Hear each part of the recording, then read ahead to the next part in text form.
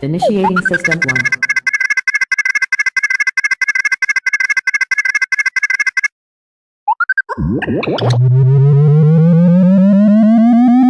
System 1 loaded.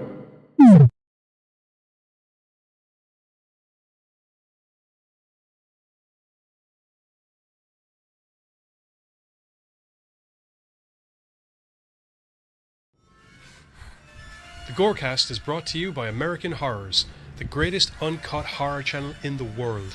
24 hours a day, 7 days a week, all horror.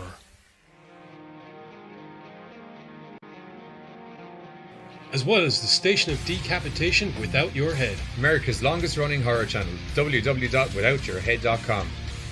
The following program is rated TV MAL. It contains strong language and is intended only for mature audiences. Viewer discretion advised.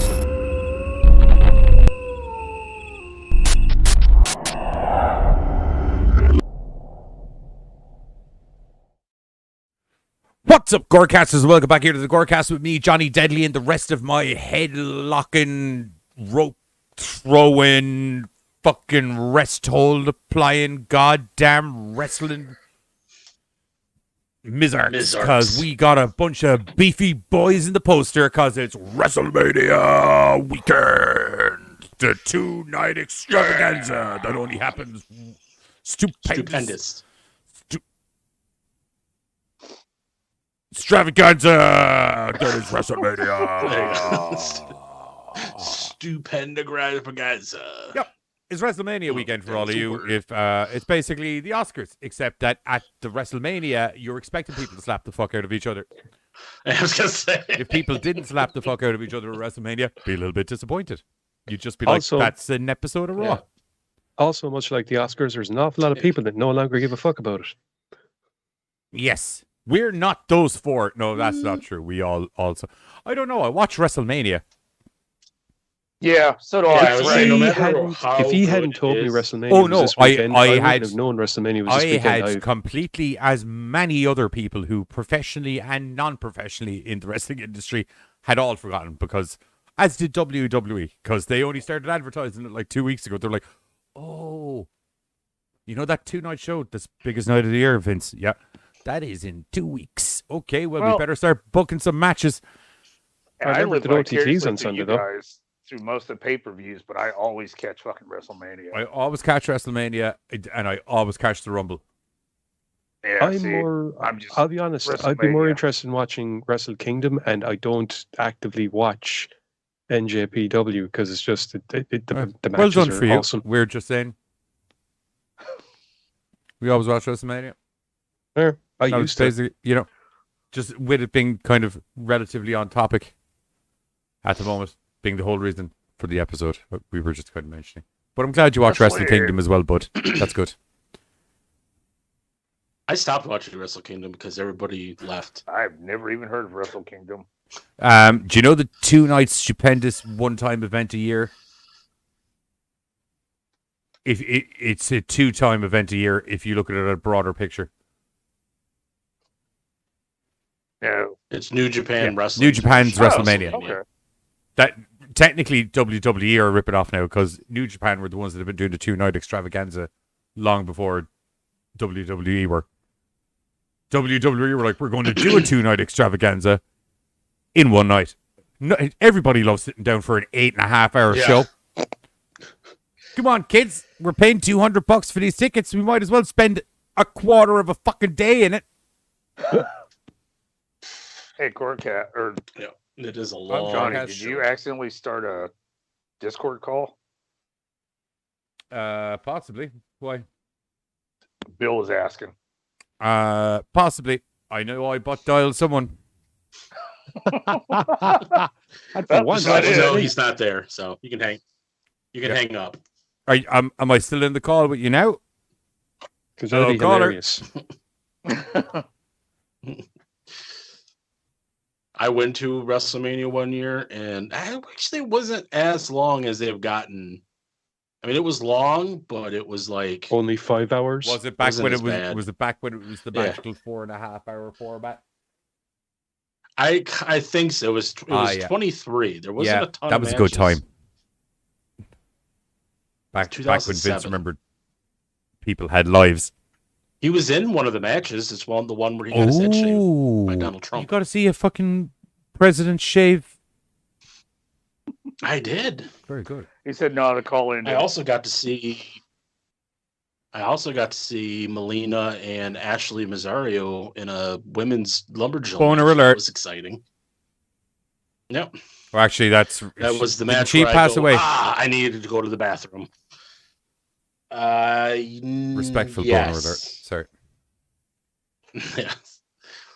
I took that time to go pee because that was the appropriate time to do that. Because it was not a good match. Respectfully. Sorry.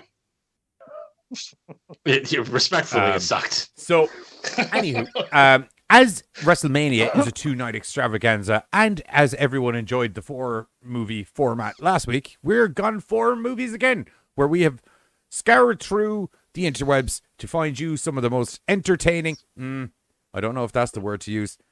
Some of the most horror film. No, I don't know if that's the word to use either. There are movies with wrestlers in them. Yeah, that's good. Okay, there's movies with wrestlers in them. That aren't the ones that everybody Some knows. of those wrestling movies that we hadn't already done yet. Yes. The reason I'm saying, I don't know if that's exactly actually applicable as a descriptor for the movies, because Giz and I have covered all of the good ones that had wrestlers in them. And some of the not so good ones. There's so many out there, though. There's quite the few. To my disappointment, because Johnny was like, no, well, that's because you went for the 3 most obvious fucking answers, which was Kane and See No Evil, Jesse Ventura and Predator. Yeah, because as a horror show, we've never covered Predator in 6 years. Have you met me? Yeah, and yeah, I know you like Predator. And then he was like, and they hey, lived with Roddy Piper, and I was like, have you met me? Like the fuck. That's the. Honest to God, truth. I literally watched it before I came on air. I totally Love Day forgot Live. about It's so good. Longest fight scene in the history of Ventura and fucking that horror movies. It's fucking great. Those men beat the tits off each other in that alleyway for a solid 15 minutes. shit. Yeah. And just when you think the fight's over, again, Roddy throws an elbow, and it's all on. It's great. I love it. It's great. It's good times. They Live. It's great. What a movie. Oh, good times. Unfortunately, Joseph's like, hey, we definitely there's did at not. least 200 Lucha Libre movies. You're right, Joseph, and we're covering one of them tonight. Yep. There is two of us are Santos. 2 of them I'm are, sorry, because 2 of Giz and I don't have whatever a fucking Tubi is, and trying to find Santos. Okay, versus funny enough, I didn't watch it on Tubi. I watched it on something called Monster. Santos El Blue Demon, or what is it? Santos Blue Demon versus Dracula La Hombra. the Guru. No, La Hombra. Hey, what up, Akagi? La Hombra something. Sure. Dracula and I thought it was La Hombra Lucaru. Nope. It was Santo and Blue Demon versus Dracula, and it was yeah, a but he tag was team saying match. it in the I was saying it Spanish in names. Yeah. I know, but I don't know. Dracula Spanish, El Hombro Lobo. Hombra Lobo. Thank you. Lobo. Fuck. Santo Ye Blue Demon. No, it's A. Contra. Santo A. Blue Demon. Druga. Jeez, it actually says Dracula. I'm trying to say it stupidly. Dracula El Hombro Lobo. That's what it says. And then I think we sufficiently English over butchered here. that. Yeah, well, that's what I do. We have that. We have. Speaking of Glenn Jacobs, because it turned out we hadn't reviewed that, I was like, "See No Evil." Surprised we hadn't reviewed it actually. Dude, and I totally forgot. Charlotte brought up "No One Lives" with dude. Can't remember a boy's name now. I know that person. He did the dinosaur.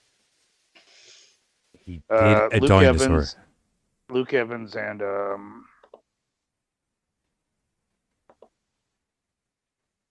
what's his name? Oh, I'm checking. Hold on. It's Tyrus. Oh, that idiot. Idiot? No, come Tyrus, on, but dude. I'm trying to think of his WWE name. Right. The Funkasaurus. There we go. Oh, Funkasaurus. fucking. Oh, yeah. Yeah. Okay. I Yeah, can't think of his name. You didn't can't like either. Funkasaurus?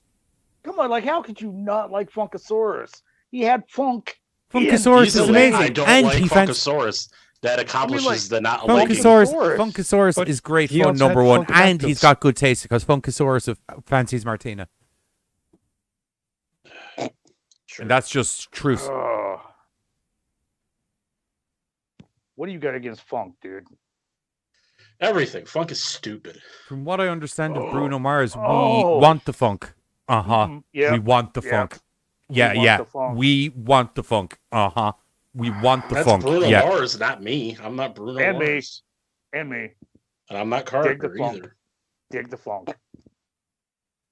You Brodus got Clay. your There it is. Brodus Clay. There we go. It's driving me crazy.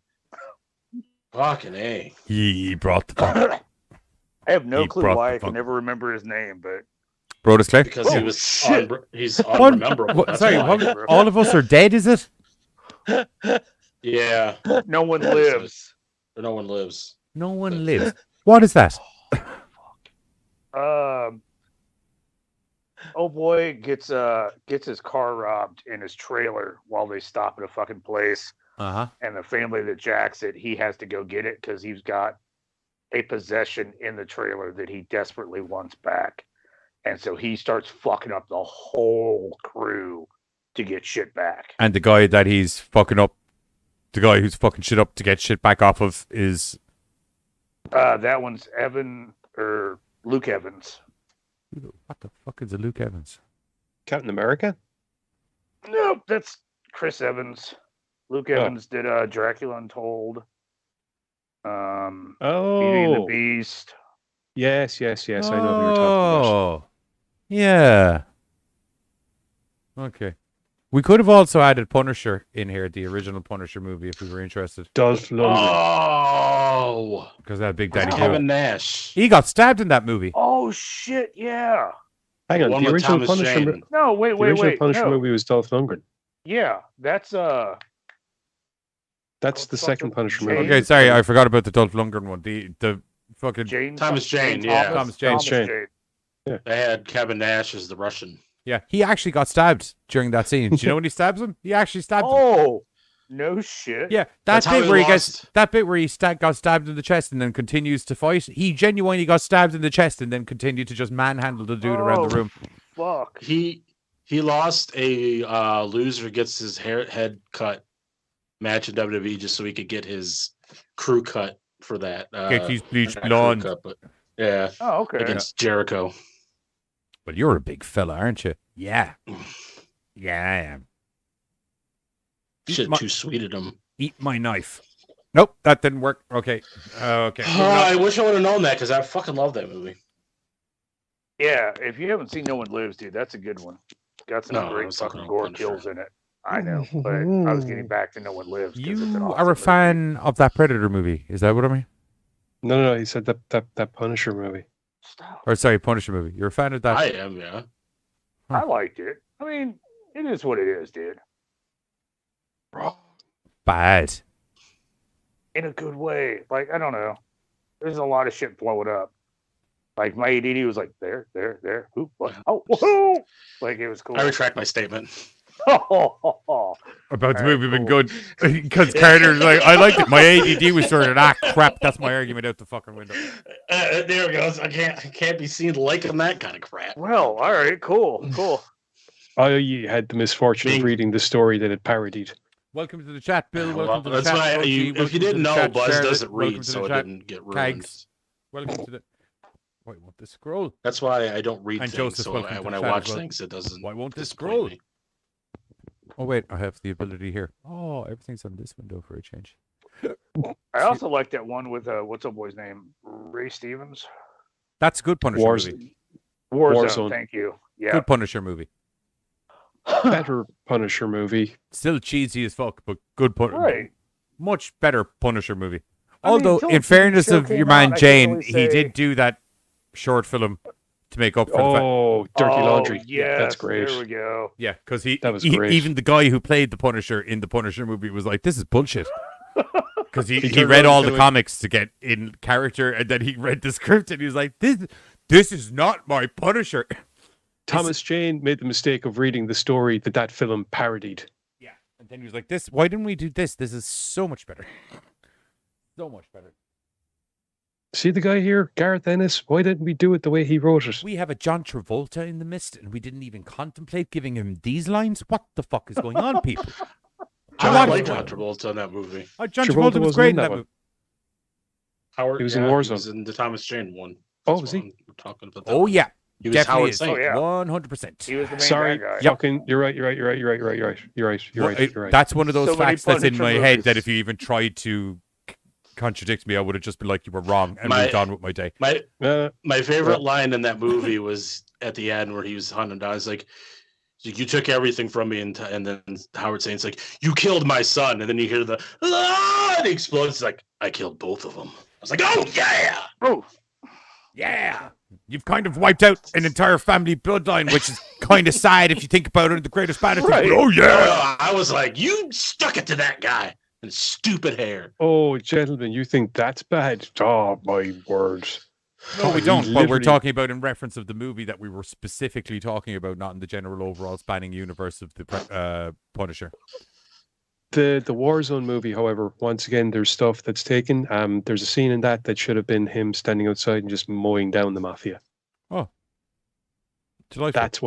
That was wiping out an entire bloodline. Yeah, I could see how they were probably won't put that in the movie because it's a bit Scarface, isn't it? I can see that. Well, it's just if comic book people would get it, but once you transverse the comic into movies, the movie people are going to be like, "Ugh, he just did a Scarface, didn't he? Except Right. not on cocaine," which Weirdly, if they had planned for future films, it would have been one to put in because the wives of all the ones whacked end up going after him later on. is if they had planned for future films in any superhero franchises back then, we'd have been fucking golden way before the MCU. Oh, True. There's a lot of one and dones over there. Anyway, What the hell do you I only do? got I one am movie a- in before I finished fucking explaining. Yeah, we have Santos and he's facing a Dracula and a fucking werewolf. We got CM Punk's newly back to wrestling and not newly back to doing movies on the Netflix exclusive, if memory serves me correctly, Girl in the Third Room, which I liked personally. I thought it was good. I liked it. It was a good little mind fuck movie up until 3/4 ways through, at which point it went Hellraiser, and I was like, okay, that was a switch in gears I wasn't expecting. Loving it. Well done. That's when it got interesting for me. I thought it was interesting the whole way through. Getting bunny boiled by a fucking ghost that's living in your house, that's two different levels of fuckery there, man, that you can't even imagine. It's bad enough having a ghost in general in your house that's fucking your shit up, but not only is it fucking your shit up, but it's bunny boiling you as well.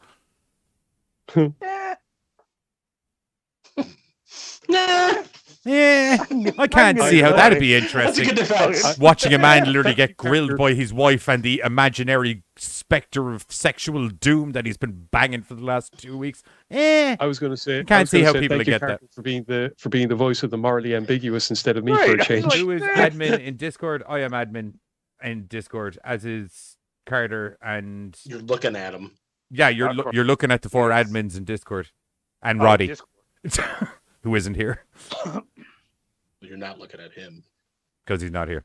You're looking at. Not that there's a problem with Roddy, because Buzz said that in a tone that made it look like. I'm just saying you're not. I won't looking lie at to you, him. actually. You did it in such a tone that it looked like that I may have tracked Roddy down and buried him in a bag somewhere. Which, There's a just to reason why clarify, he's that's not not here. why he's not in Wink, the stream. wink. He's not in the stream because presumably he's working, because he's a very busy boy. Busy. We still got 2 other movies to talk about. Or 3. We need a Four, channel set actually, up we haven't called done shit. International Bill Shitposting Forum. I believe that was called yeah, it's Bill's called the Memporium. Bill- Yeah, Oh, He already has a that's channel. called. I That's am, called Discord. He does it everywhere. and I am so grateful, dude. That shit keeps me entertained 24/7. I don't go in because he does them so much that I've given up trying to keep track of them. So I just give it like a day or two, and then I just I'll have a coffee in a joint, and I'll just sit down and have a meme-a-thon for like Oh, 20 dude. minutes. Apparently, like a got breakfast called a thing. meme a few minutes ago by him. You got Yeah. called a meme. Oh, your meme potential is through the roof, mate. No. I do like a breakfast with my coffee kind of thing, lunch while I'm Yeah, eating. do you know some people? Do you know? I spread it out over the day. I like to think of myself kind of like Keith Lee, where I just sit down in my dressing gown once or twice a week, and I just kind of look at memes and just go, "What will he say next?" Oh, thank the gods! I thought you were planning on like fucking punting. No, I wasn't me into a planning. crowd there I for a wasn't second. I wasn't planning on throwing Bill 4 rows back into the crowd. I'd pay to see that though. Rochi's like, no, we need to You shit would. post about him in different languages, all inclusive and all that. I don't know any languages. I don't think. Yeah, I don't Bill either. wouldn't be that easy to push. He's stocky and played rugby, And I bastardized. so he's English used to language large men just kind of charging at him As with you the can tell intention by of my trying to knock him trying over, to- which his job would to be read to have not got Dracula knocked in over. Spanish. Dracula in Spanish, Le Dracula. That would be French. I said La Dracula. Oh, I thought you said la. So did I. L.A. La Dracula. La and La sound Oh, very. LA. I feel like That's you a both good are saying- transition into the next movie. Oh yeah, the next one we have up Except is for I L.A. feel like you Slasher both are saying the featuring same thing. Dave Bautista in one of probably maybe his first movie role. No, I don't think so. it was like 2014, I think. What did he do before he's- that? Stuff before. I know he did one. I know he was in one of he the had Wu. been- I know he was in one of the Wu-Tang Clan. Oh shit! Man with the Iron Fist. Yeah. He was in that, but was that before? I thought that was before 2014, or I'm after looking it up 2014. now. No, that was before 2014, I think. But there was something He else was in. he was in He first. was in Riddick. He was in The Riddick. man. Oh, Yeah, sorry, he was I in the- forgot. There's 3 of those movies. Oh Yeah, yeah. he's so one of did the I. bounty The hunters. man. The Technically man 4. with the iron fists. Yeah, that's Yeah. the Wu-Tang Clan movie. Oh, okay. No, he was not in that. Yeah. House of the Rising Sun, The Scorpion King 3. Yeah, I don't count that. Oh, he was in Uh, Smallville in 06. WrestleMania 24. That doesn't count. That's all it's. That's it's a on Wrestler his- doing a wrestler.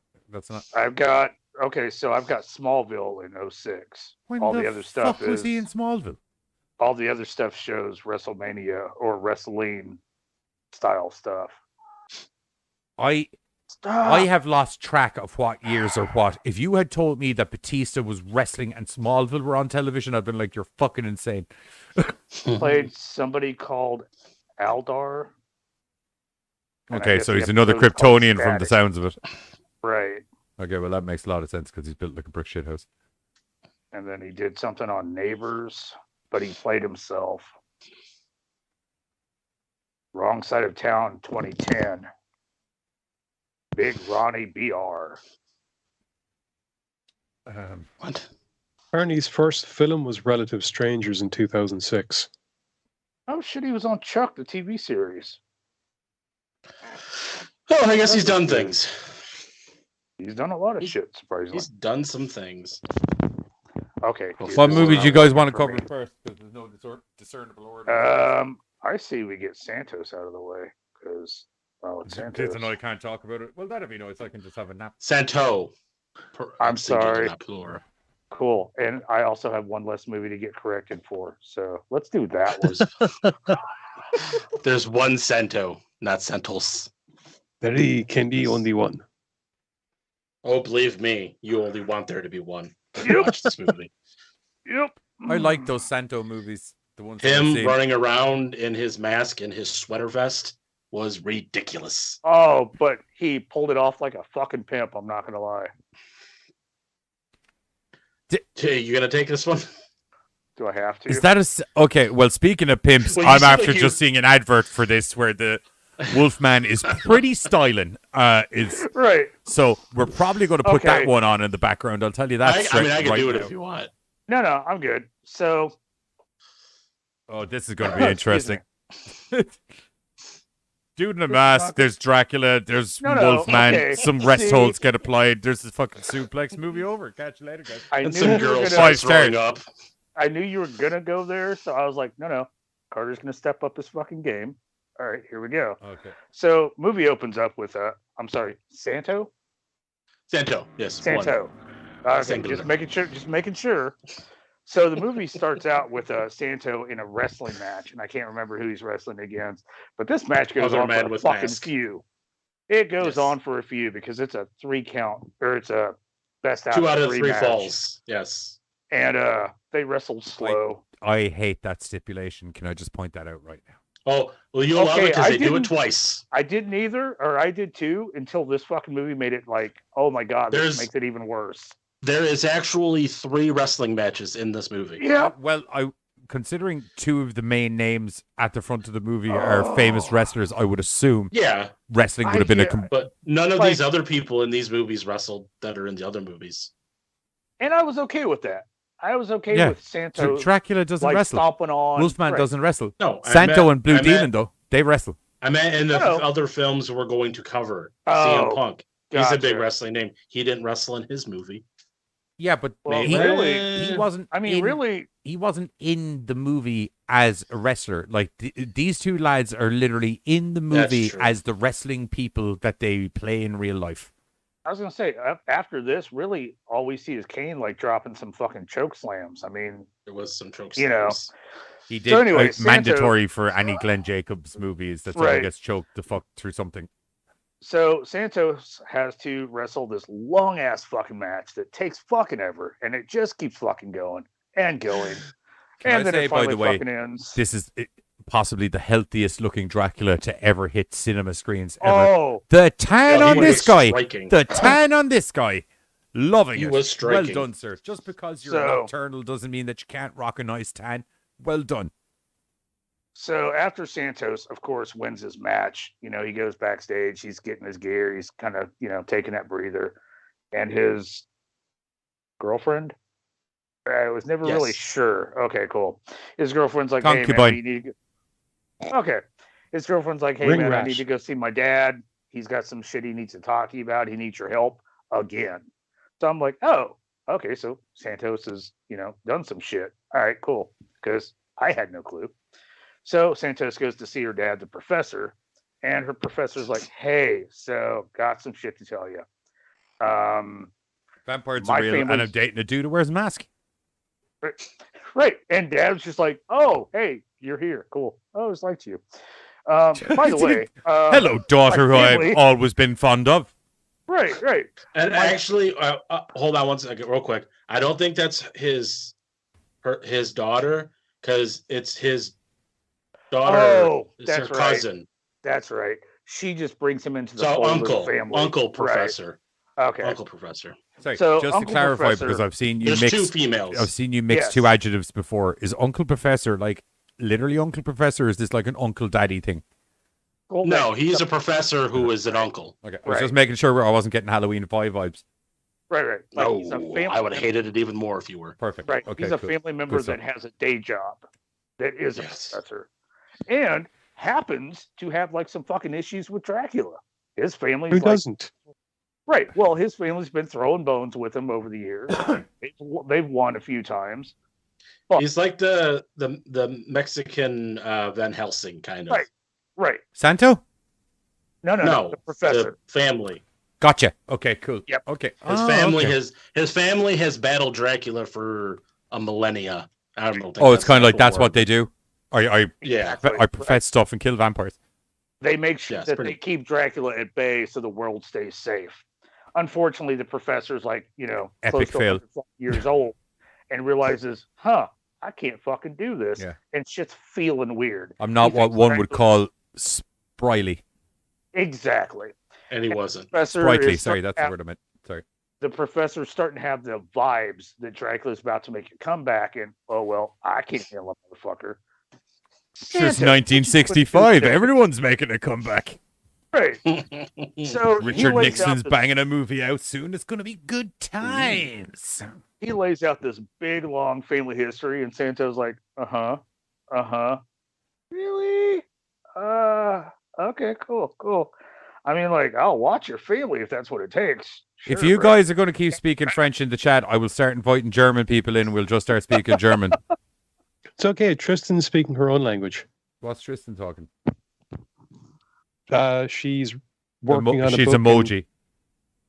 No, she's working on a book, and as a result, she's kind of made a language for one of the races in it. So she put in stuff in that, and everyone's like, "What the shit?" You know a German Johnny Hikage?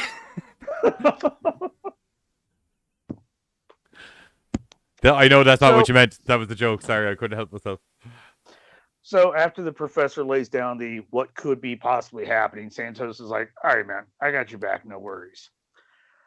Unfortunately, what the professor thought was soon coming turned out to be like right then and there.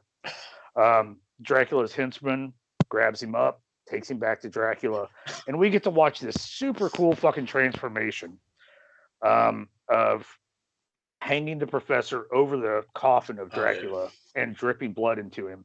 We get to watch bare bones turn into this well-looking, well-dressed, handsome by the way, Dracula, right, with clothing. Like he is pimped, like rocking the cloak. Can I bear in mind I haven't seen the movie, but I am aware of what 1962 Mexican cinema has to deliver.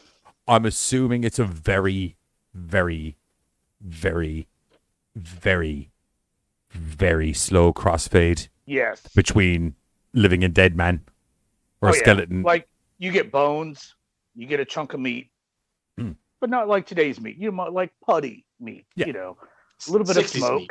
You're right, 60s meat. Thank 60s you, meat. Yeah. You get some smoke. Bit stanky, bit gooey. Cuts. Got it. Yeah. Yeah. You get some camera cuts back to Igor going, yeah, you know, kind of shit. As you and do. then eventually Dracula sits up, fully clothed, clothes looking just as fresh and clean as he is. Stands up. Igor's like raging a boner. You're back. Thank God. Dracula looks over. He's like, the other coffin. Is that my boy? Oh yeah, that's the Wolfman. Wolfman. Bear in mind, Giz and I haven't seen the movie, so I'm going to have to pull you up on something. Raging a boner. He was super. He was happy. excited. Okay, yeah, cool. Just making sure that happy. Was just a choice in wording and not may or may not have been in the pants. We don't know. We don't know. We don't know. It was a high cut camera angle, but he was just super excited that the shit I just did. So you were getting boner dick energy from the right. Got it. Right. Okay. You know, there's a little bit of shaking on his part. I really don't know. I'm ad-libbing because I was going into the scene. I was like leaning. Well, I'll tell you something for nothing. It's a good thing that it was a high shot because that seems like it would have been traumatizing if it was a mid shot. Not gonna lie, probably. Funnily enough, there's two of the Santos movies that apparently do have that kind of alternate version. Of course. What? Seriously. Keep going on. Oh, I'm so serious now. Anywho, so Dracula. No, sorry. Pause for a minute. Sorry. As in actually featuring Santo? I don't know about that, but what I do know is that there is X-rated versions of two of the movies.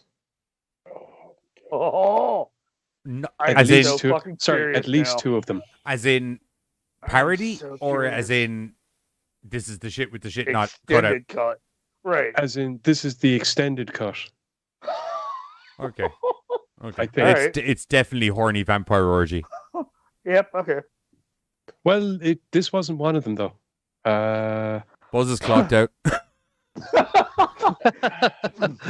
So Dracula stands up in his coffin, asks Igor, "Hey, is my boy ready?" And as you can see in the clip, a bright ass yellow fucking Wolfman slowly leans up out of the other coffin. I don't know what's kept the Wolfman in the coffin. I don't know why he's in the fucking coffin. Like he just steps up and he's like, "Ready to go, bro." All right, bro. Hold on. Stream unavailable. Oh, what the smeg? What did I say now? Oh yeah.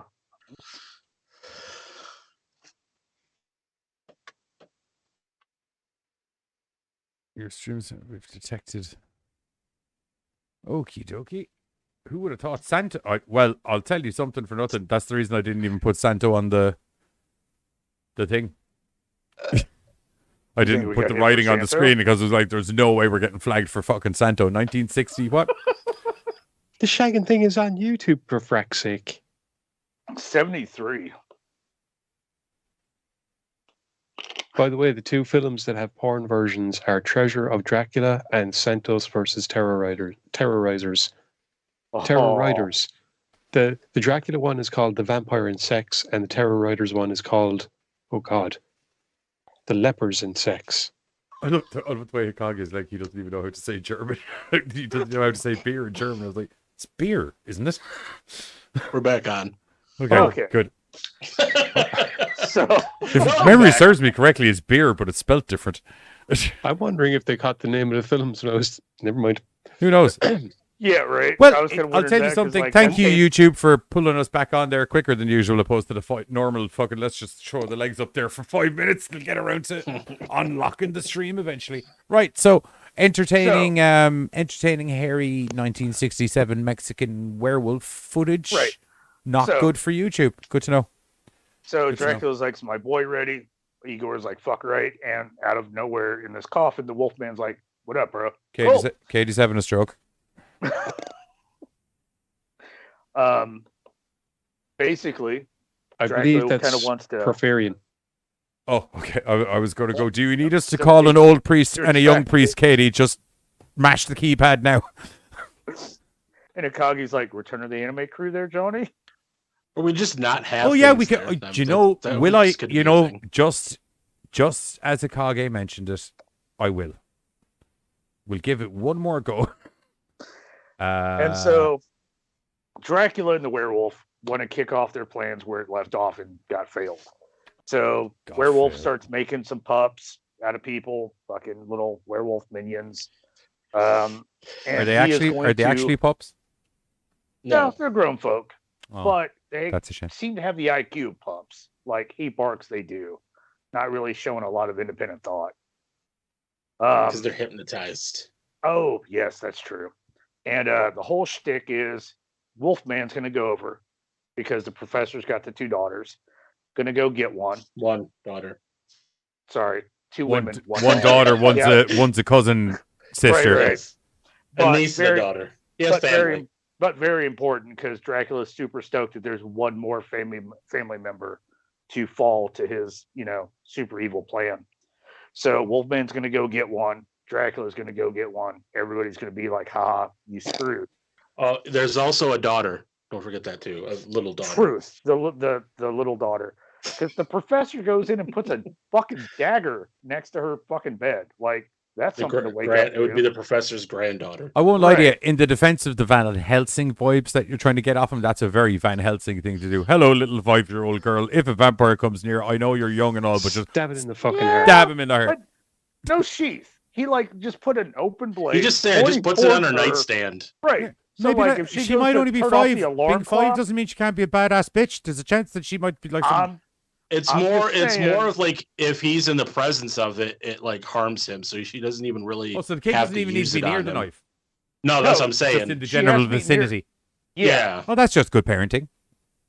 Except for grandparenting. Again, the whole alarm clock, open blade, could have put a fucking sheath on it. What do I know? Put the alarm clock on the other end table. I presume there's 2. No, just a singular table. Just the They could only afford one right. in the movie budget. 1967. But they had used all that. They had used it all in the resurrection scene. But you know what, though? I mean, like, we all lived in dangerous times. We rode in the back of pickups, and we're all just fine. So, parenting at its best. Anywho, so Santos is like, "Oh, wow, this shit's gone real because the professor's gone missing. Everybody's kind of panicking. I don't think I can do this alone. I need to call my boy." So he goes to the wrestling circuit. He hits up Blue Demon. He's like, "Yo, bro, we done some shit in the past." Blue Demon's like, "Yep." Don't call me Blue Demon for nothing. Right. And he's like, "What does that even mean? What does that mean?" It means mysterious you go see the film Mexican from 70 lucha libre and 68. And he's like, "I need you to ride with me again." And Blue Demon's like, "Fuck yeah, bro, let's do this." So he fills Blue Demon in the whole. Huh? You forgot Blue Demon had his own 2 out of 3 falls match before this happened. Mandatory. Yeah, it's Mexican wrestling. It's lucha. It's lucha. I don't mind the 2 out of 3 falls scenario in lucha. You also gotta mention their awesome wristwatches that they could communicate with. I was going to. You were getting there. Okay. Yeah, no. Okay. I was getting there. So as Buzz said, traced shit. So he goes back to the wrestling circuit to go get a hold of one of his boys. We sit to another long ass wrestling thing. Long ass, still going, still fucking going. Oh, look, elbow drop, still fucking going. 2 out of 3 falls match. Thank God it's finally fucking over. Because now Santos is like, "Yo, bro, we do the bro thing, we buddy up. We set out the ride. We got Blue Demon and Santo about ready to go put some feet in some evil asses of like Dracula and Wolfman. I am associates. appalled and possibly offended at the fact that you were giving out about actual wrestling in a movie with wrestlers. Dude, you did not see this. And funny enough, every 2 out of 3 fall match had to go. Mate, 3 falls. I have watched Wrestlers versus Zombies. The wrestling is the only good thing in that fucking movie. Oh, and Kurt Angle. No, sorry, that's technically wrestling as well. Kurt Angle literally ripped a man's leg off and beat him to death with it. That's. I swear to God, I wish Santo or fucking Blue Demon had. That did not happen. Oh. Instead, I got slow ass commentary to go with a slow ass match. A 2 out of 3 fall. Oh my God.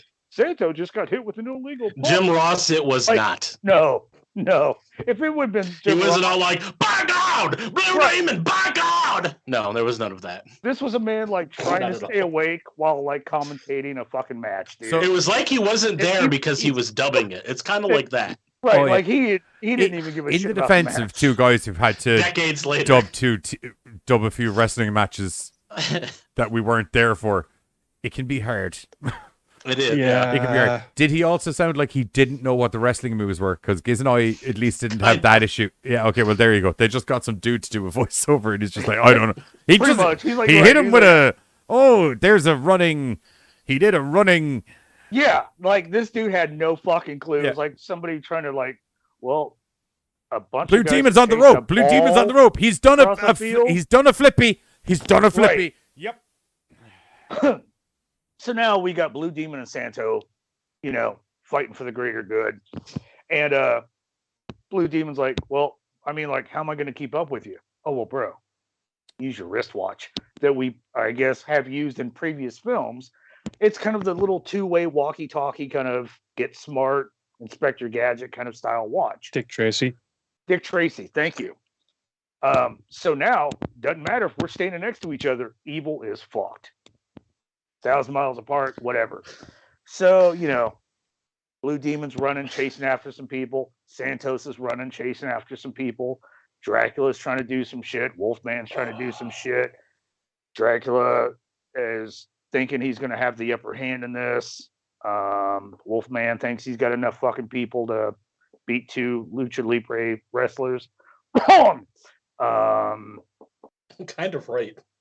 Well, I mean, These are the worst There was people some that I would ass. want to protect my bloodline. I'm going to tell you that right now. okay, in defense. They failed at 75% of their tasks. That were failed. No. Okay, yes, there was some capturing by the enemy. Yeah.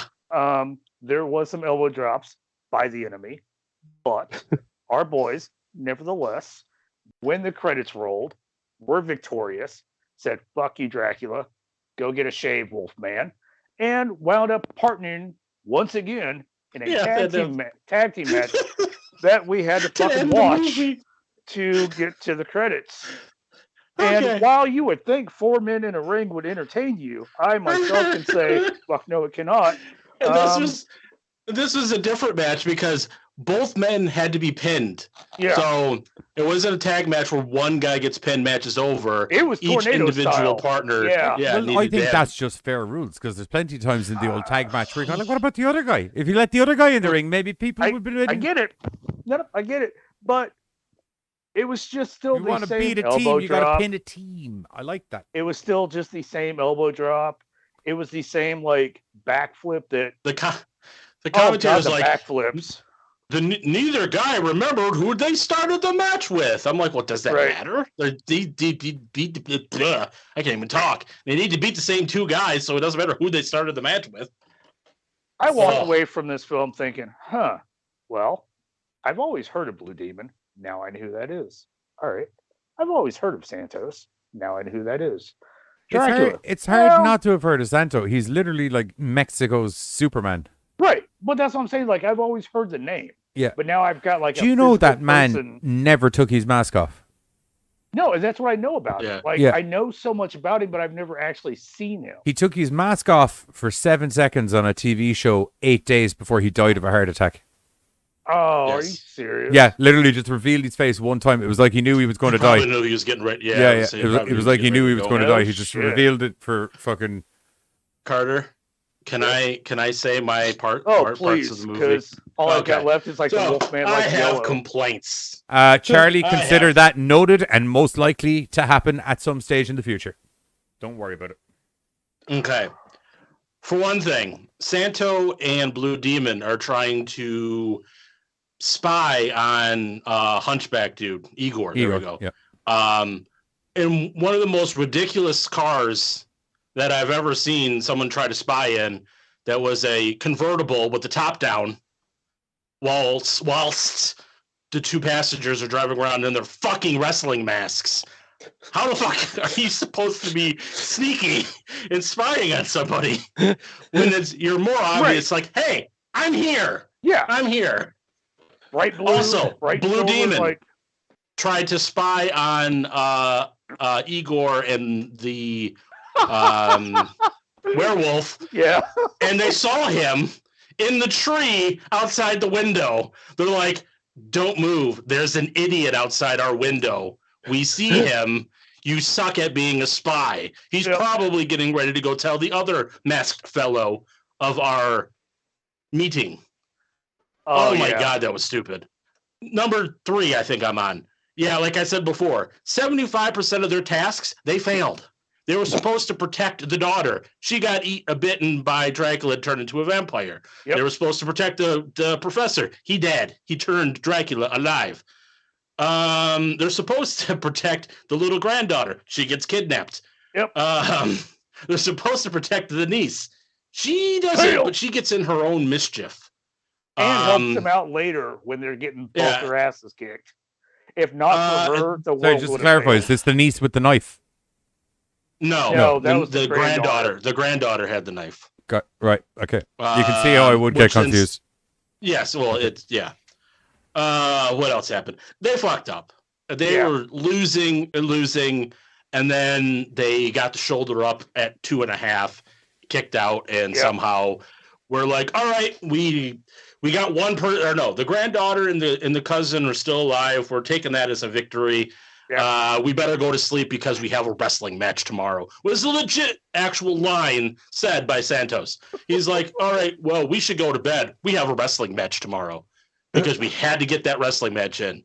Couldn't take the day off or anything. I mean, we just defeated, Dracula and his horde of undead people, and Wolfman and his useless people. And they defeated dozens of foes. But we have to make sure we go to sleep because we have that very important, very boring tag team match that we had to finish the movie off. I kind of liked when Blue Demon got kidnapped and he was using his wristwatch and they're standing on like, okay, he called for help, so they're coming soon. Like he's yelling like right out in the open, dude, I come find me. Cool, bro. Be there in a second. They're like, hey, he just called for help. Yeah. Wow. The guys are just legitimately sitting there watching him as he's trying to communicate with Santo from wherever Santo's at. He's like, they got me tied up here. Hey, Essay. One's looking at me right now. Same distance. Hey, Essay, what are you up to, man? Nothing. I don't nothing at all. Right. I think they might be on to me. I'm going to try and infiltrate deeper.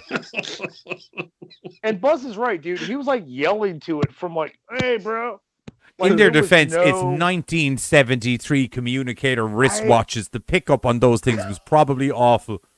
Can you hear me? And then you just see a fucking little luchador head pop up over a wall. Not a thing. And I love the matching sweater vests to go with the mask. Yeah. I mean, Santo was rocking the yellow sweater vest. His was more nothing silver. says intimidating monster killers like polo necks and lucha masks. Oh God, that is just a scientific fact. It was screaming 70s in this movie. Oh yeah. Just now I did polyester. I did like when Santos went up against like that kind of, I don't know who they were, like just kind of that mobbish style free for all in the box room. I call it the box room because like boxes were falling from everywhere. And the only reason why they made it out of that is because Girlfriend drove a forklift into the boxes and knocked the boxes on the bad guys. Well, that's convenient. Nothing that Santo and Blue Demon did.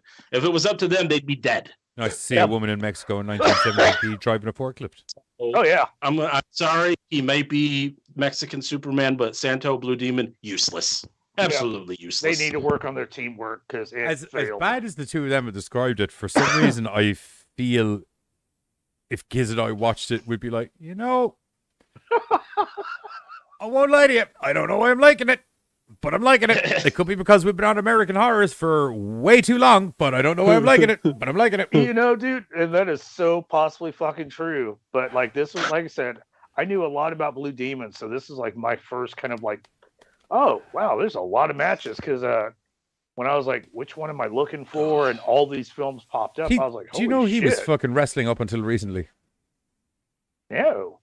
Blue Demon. He was having matches up until maybe the last 7 or 8 years, I think, maybe. Wasn't there like a Blue Demon and Blue Demon Jr.? Yeah, I'm speaking specifically about Blue Demon Senior. Oh shit. Yeah, he wasn't doing anything fucking crazy or anything. Do you know what I mean? But it'd be like he'd run in and help out Blue Demon Jr. Oh, okay. Or also, there may have been one of the brothers who then took. There might be, because it's a whole family that keeps it going. There may be a chance that one of the brothers is original Blue Demon, and then another one took up Blue Demon Jr. Okay. Because it says Blue Demon retired from the ring in '88. Yeah, but teaming up with his son, Blue Demon Jr. Successful career. Died just before noon on Saturday. Oh wow, 2000. All right. Yeah. I said recently-ish. I meant like as in way later into his life than you would expect someone to be doing wrestling matches is what I meant. Oh yeah, dude. 78. Like I don't know if she really knew how to drive the forklift. She just turned it on and it went forward. And didn't really see. Well, that sure sounds like a forklift. She still did better. Okay, but with that one move, she still did better than the 18 moves that they did. If we're gonna rank the heroes of this film, it's cousin, granddaughter, Santo. Well, Blue I would Demon. imagine that's because two eternal creatures of the night came back to life and started wreaking havoc in the town.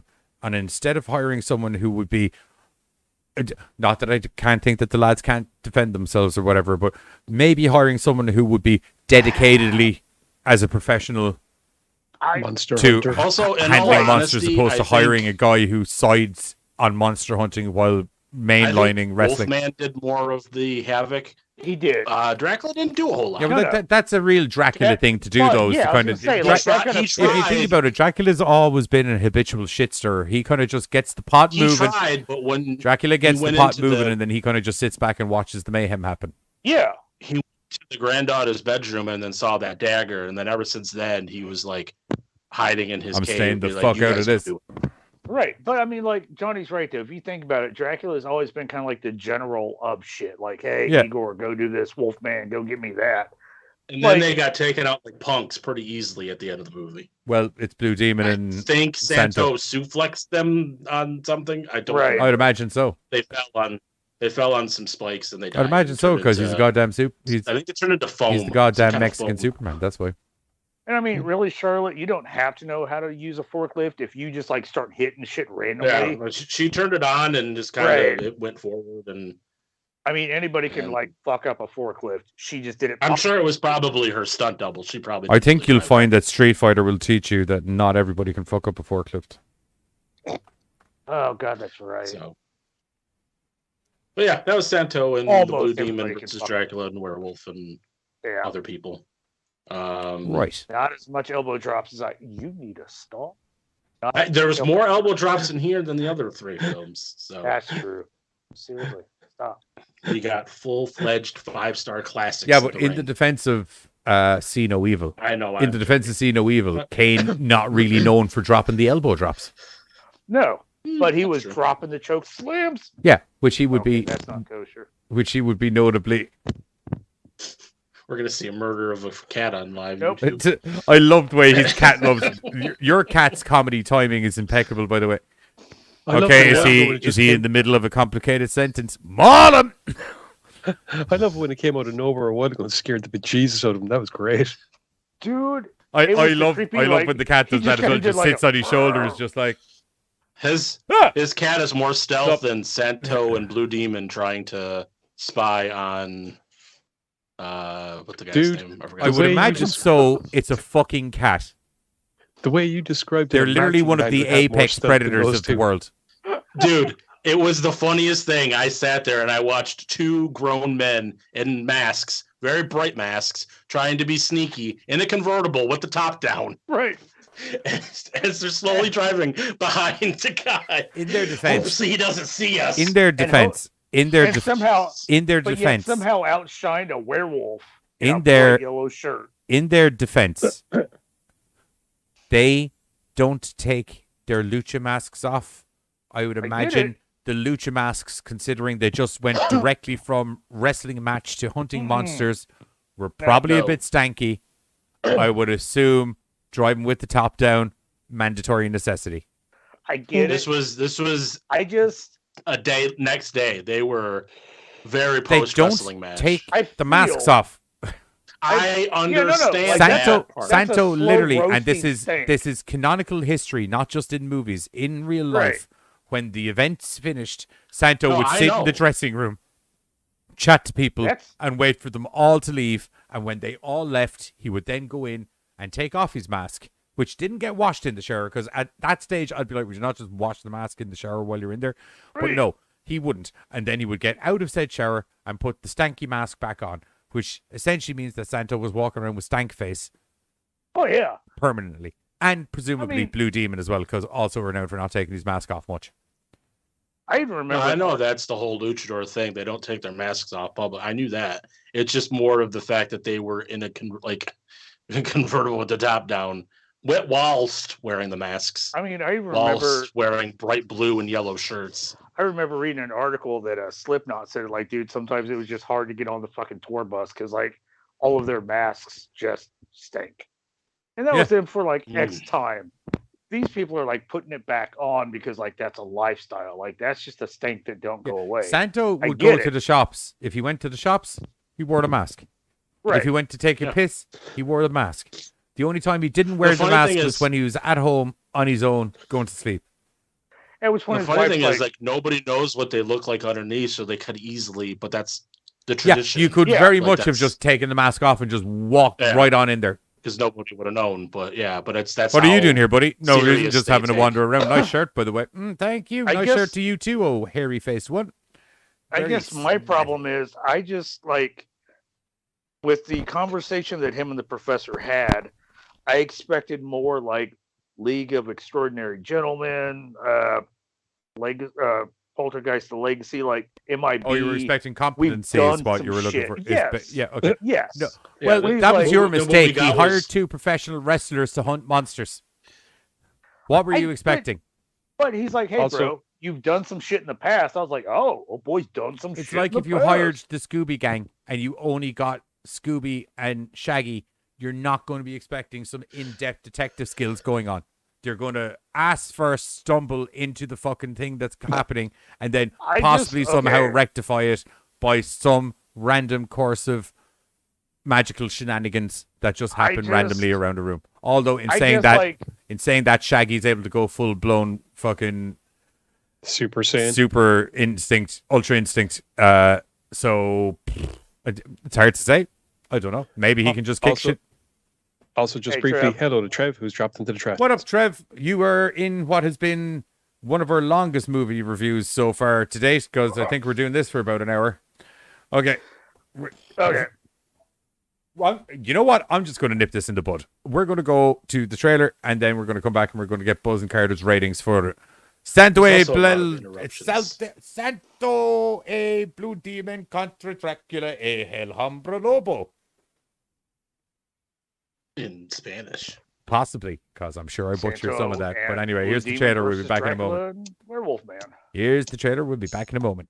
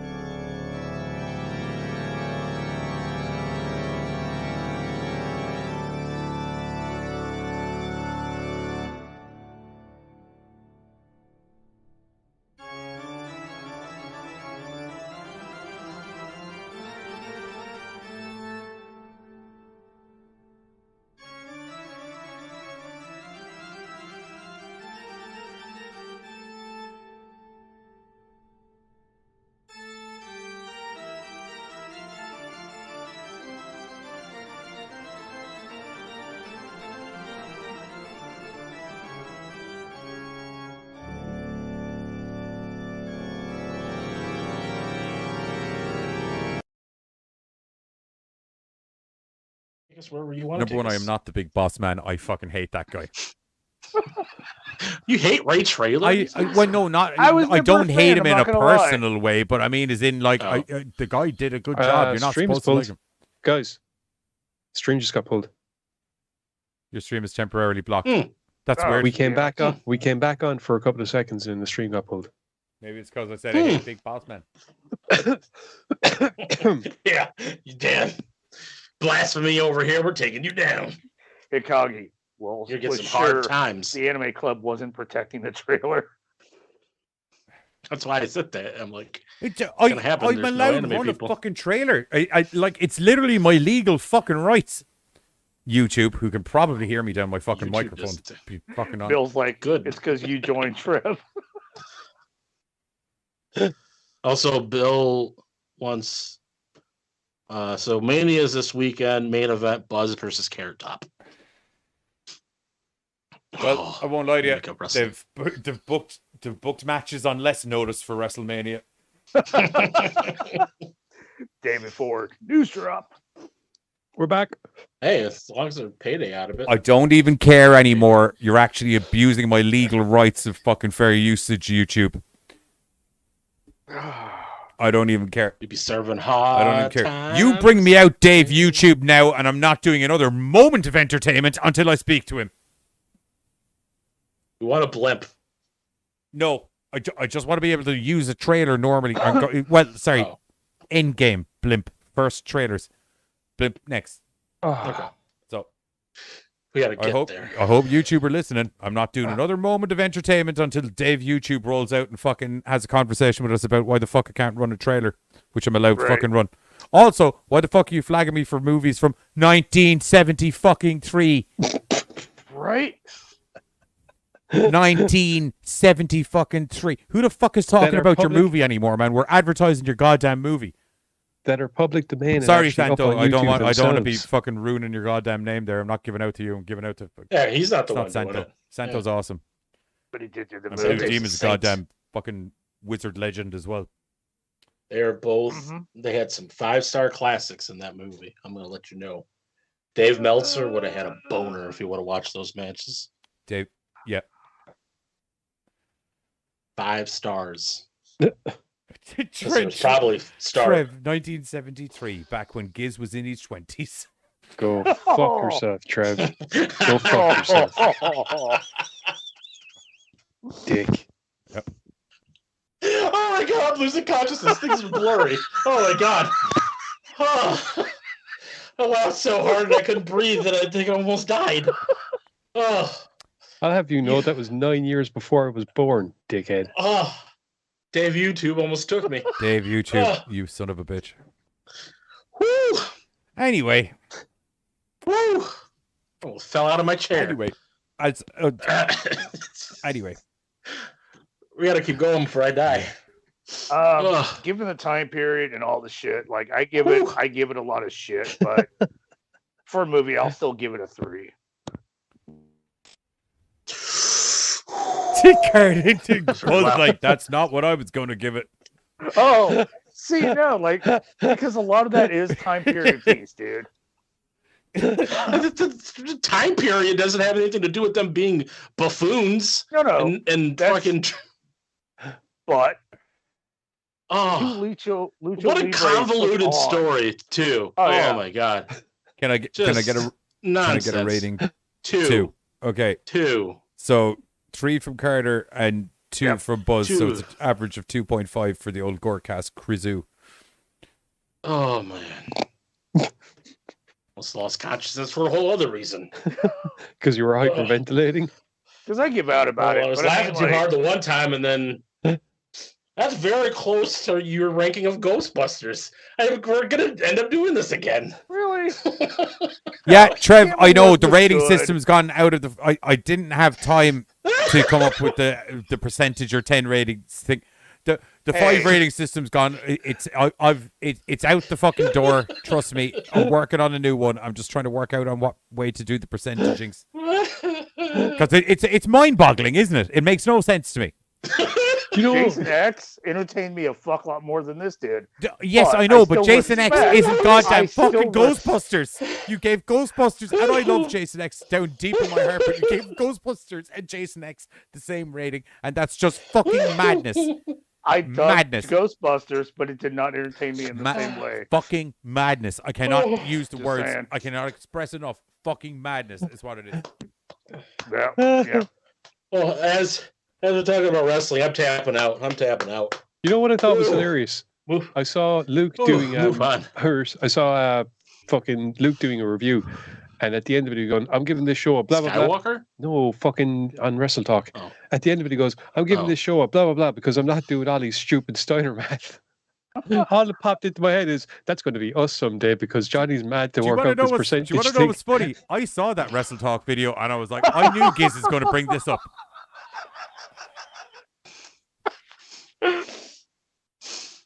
I knew Giz is going to bring it up. He had It's a premonition. fucking madness. It makes no sense to me. I can get why Ollie had a nervous breakdown about it because it's fucking madness. Madness. Madness. Did not tickle my fancy the same way. What can I say? Dude? When Santo a Blue Demon contra Dracula a La Hambra Lobo is 1 star below Ghostbusters, there's something wrong with the fucking system. My ribs hurt.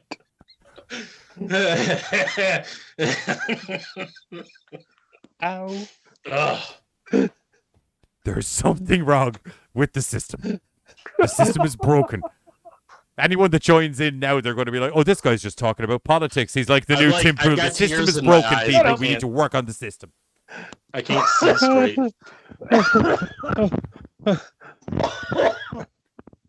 I'm killing him. Yep. I'm glad me being genuinely irate is so hilarious for the three of you fucking pricks. Well, apparently people love it when I get pissed off, so, you know, it's only fair. Yeah, we made a TV show out of it. Yeah, true.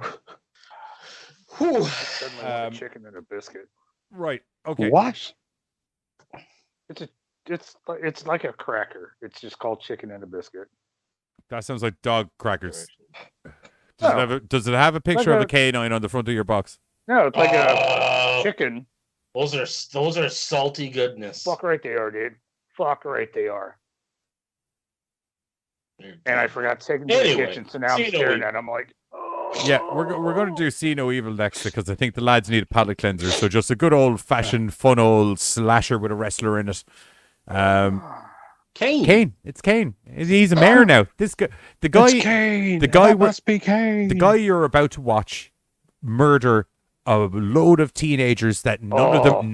There's not a teenager in the fucking movie, but goddamn, I don't think they're so. I think they're supposed to be teenagers. It's a juvenile. Yeah. It's a juvie center.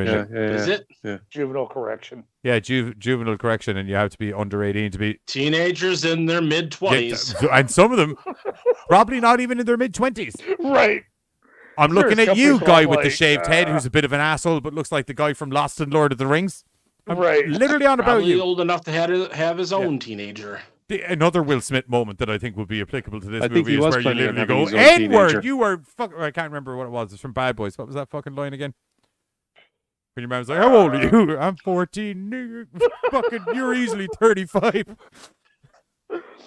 Oh, yeah, dude. There were a couple people I was like, really? Juvenile corrections? All right, cool. It's just like in the Don't Be a Menace where dude's dad is younger than him. Yep. That's my favorite. But the guy you were watching murder a bunch of teenagers in this, he's a mayor now. Of a genuine state. He tells people what not to like do. a wrestling mayor, you know, he's the mayor of Painesville. No, I'm talking about the mayor of Knoxville County, which I'm aware sounds very like the mayor of Painesville, but it's a genuine place in America. I'm not joking. Tennessee. I'm not going to lie. I legitimately 100% actually thought that he was the mayor of a place called Hard Knocks County. No, that's Steve Savage. Big boss man. Noted. We all said it's somebody different. Right.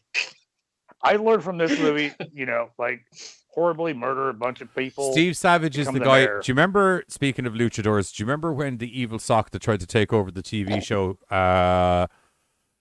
used magical powers from the Necronomicon that he robbed off Giz after murdering Giz when Giz went to the spectral realm and wasn't around for several episodes because I had a co-host that was a sock. And do you remember when that sock turned into a massive tattooed luchador? No. Okay, Yes. well, I missed that part. Steve Savage is the massive tattooed luchador. Nice. All right.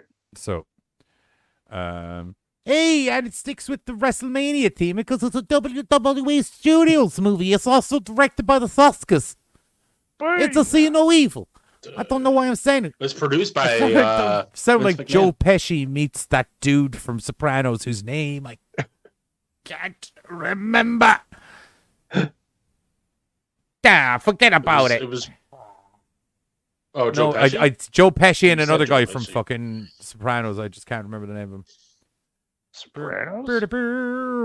Yeah, there was a little fucking squeaky voice fucking Sopranos. I never watched it. I don't know. I did, but I don't remember Joe Pesci being in it. No, I'm not. I remember- No. I'm not saying Joe Pesci was in Sopranos. I'm saying the weird Italian mobster voice that I put on for literally no apparent reason sounded reminiscent of Joe Pesci and another dude from Sopranos whose name I can't recollect. Gotcha. What year See No Evil, please? It is 2006. Yep. For an hour and 25 minutes, you get to watch shit go sideways for people. Yep. This is who wants to take this one, or you know what? Will I just do it? I can. Or yep, you can do that. Cool. Okay. Cool. I'm not used to people diving in. This is great. I figured I'd take this vibed. one because I don't want to take the other I two. vibed in. Well, that's I totally vibed in earlier. cool. Did you not like LA Slasher? I did not. Love. I I quite enjoyed LA Slasher. LA Slasher. Well, we'll get into that when we get I'm into watching that. that shit I again hated later it. because fuck yeah. Well, I'm sorry you're wasting your time. Okay. Anyway, I'm sorry you enjoy it. anyway, Kane is murdering people. Why? Yes. Why? Because Who? we've discussed that there is this we think a juvenile correctional It is. facility or just a regular. It's not unlike when Giz said the thing about that thing earlier where I was like, I'm so confident that if you try to contradict me, I'll just be like, you were wrong and move on with my day. That's how confident I am. It was supposed to be juvenile. No, I correction. know it is. I'm just saying it was a joke because, like I said, they're all in their mid. Oh, sorry. Yes, I get you. 20s, Yeah, right. no, yeah. Ain't Early nobody 30s. here It a was juvie. supposed to be. Right. Ain't nobody here a juvie. Oh, yeah, sorry. I'm terribly sorry your bad joke didn't land on my head. You know, they're not all. Yeah, home no, runs. they're not. No, that was actually like, that wasn't a home run. Sometimes, That was you just know, a ball directly in That's my a face. Foul, pop up foul. What happened there? What was it? Did you say something? You took balls to the face. What? Did you just hit me with your joke balls in the face? What's going on? Rubbed my. Anyway, Oh, that's fucked up. the WWE Don't be talking Productions- about teabagging me on the show without having some collateral damage Those are ready great and having a jokes, fucking teabag. slush fund for your kids put away. There goes my rib again. Shit. Oh, Sorry to go fucking limerick there on you, but we'll just put that line in the fucking sand right now.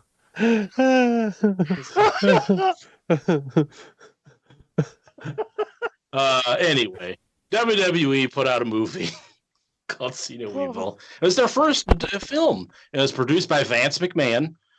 And like we said, Is See No Evil the Yes. first one? I thought Condemned or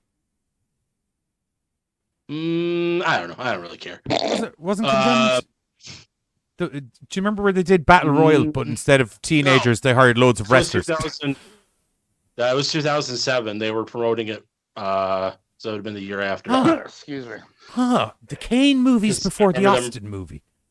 The Yes. very first one was The Scorpion King, 2002. The Scorpion King is a WWE Studios movie.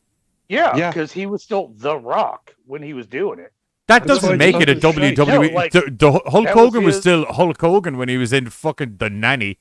For whatever reason, they're saying 2002 is their first WWE studio. They're Like studios. because WWE Studios didn't Wasn't around. I'm nearly 100% sure Scorpion King has shit all to do with WWE Studios. Hang on. 2002, it was Universal Pictures was the distributor of Scorpion King, but WWE was involved as WWF Entertainment. So then when they changed to WWE, they would have changed that name's division to WWE Films. Right.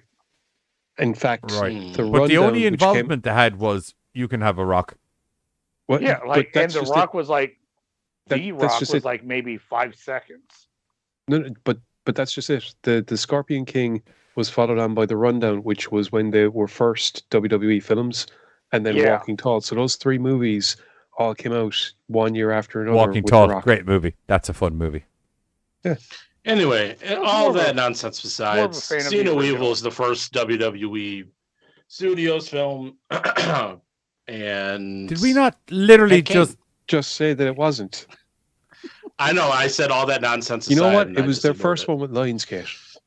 Yeah. It was their first horror movie. That's what I said. How about that? Yeah. It was their first movie with Kane. Yes, there you go. There you go. True? Yeah. There we go. Anyway, at least this is getting way too 40% of those last 6 comments were correct. As it's a there's a lot that I have not seen then. I was almost WWE were sorry, I won't interrupt you again. WWE were when they started doing the movies, Carter. They started shitting them out. Yeah, dude, like seriously. There's an entire year. Marine series with the Miz. Yeah, I see. I remember that. Randy Orton was there. Keanu Reeves. Kane was there. You know, fucking Michael Myers. Kane Hodder, Edge exactly. And Triple H getting their run for a Austin second. was the kind of their Bruce Willisy kind of guy. Do you know what I mean? I just show up and I fuck shit up and I don't do shitloads of lines, but what I do say is funny, poignant, and sometimes a precursor to how much of an ass kicking you're about to get by this big bald bastard. But I also forgot that they did a couple of like Scooby-Doo, WrestleMania, Speed Demon, stuff like that. I forgot the anime was in there also. Surfs Up, Wave-a-Mania. That sounds like it was for the network. Straight to video, so. Yeah, there's network vibes off that. Anyway, Kane's killing people. What were you saying, Buzz? Painfully. Yeah, Kane's killing people. We kind of start off the film with some police showing up to a scene, and they find a young lady with no eyeballs. She can't see. She got no eyeballs. And they find a cane, and the cane kills one guy and chops another guy's arm off. And then that's 4 years later or some 4 years, 4 years later. Indiscriminate amount of years later. Yeah. The guy that got his arm cut off, he survived, but he doesn't have an arm. Because he got it cut off, obviously. Yeah. Makes a lot of sense. He's got this prosthetic arm. It does. That'd be a pretty big continuity error, to be honest. Yeah. So he's got a cool little fake arm. And he is no longer a policeman, but he's a warden, maybe? I don't know. I don't know what he is. He's just there with a badge. Yeah, he's prison officer. Prison officer. There we go. He's one of the juvie supervisor prisoner guard. Yeah. Yeah. So they end up doing this weird idea where we're going to take some, I think, 4 males and 4 females out of this juvenile detention thing and have them do some community service. I liked the way you were like, they're going to take them on this weird idea. And I was like, the weird idea of community service? Yeah. Well, I've never heard of I have heard of them doing that, but it's just random because they're just going to go to this weird hotel and I think they do that where they'll bring a bunch I had heard of individual like community service where you had to find a place, get it signed off on and stuff like that. I didn't know that like the whole group we'll just take a bunch of motherfuckers. Oh no, there's community service that's just like you report to this dude every Saturday for 5 hours where you go clean up fucking insert. Yeah, whatever. Okay. That's it.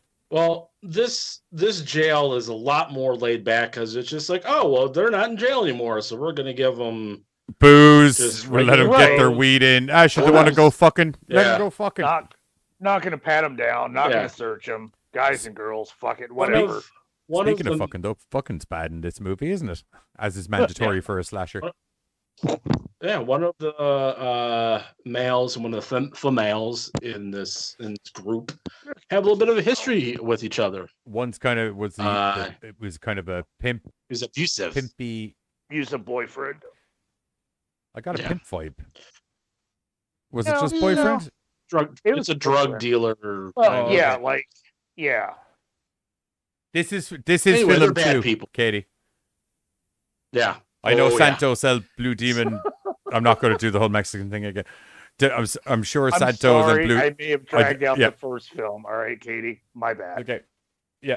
Hey, look, I slagged you for doing the super short one, and you know what? It came back and bit me in the ass. So. Well, there was also some interruptions here and there. I mean, we interrupted him a lot, as is obviously seems to be the same as this film too. Yeah. It's kind of nearly a mandatory thing that happens on the show, and it's nearly one of the comedy styling things that the show is virtually based on at this stage. I know, but it sounds like you're giving out of us going long, but there's a reason. Literally wasn't right. Couldn't literally wasn't giving out. Oh, Carter could have done is like two guys in a mask did some shit. Yeah, that's legitimately what the movie was, pretty much. No, anywho, technically, back to the hotel. Girl in a bed pukes on some priest and turns her head around.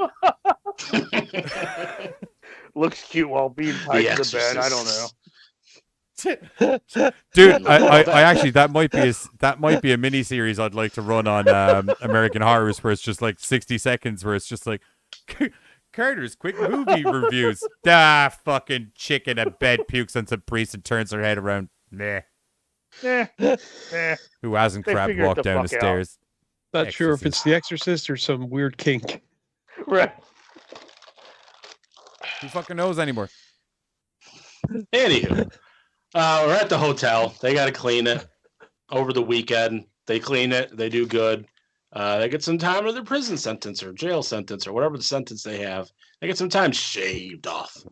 But they find out that the hotel that they're at, it's not a good place to be because there's a Kane wandering around the hotel, killing people. His name's Marcus, isn't it? With his axe. Marcus something. No, it is something good.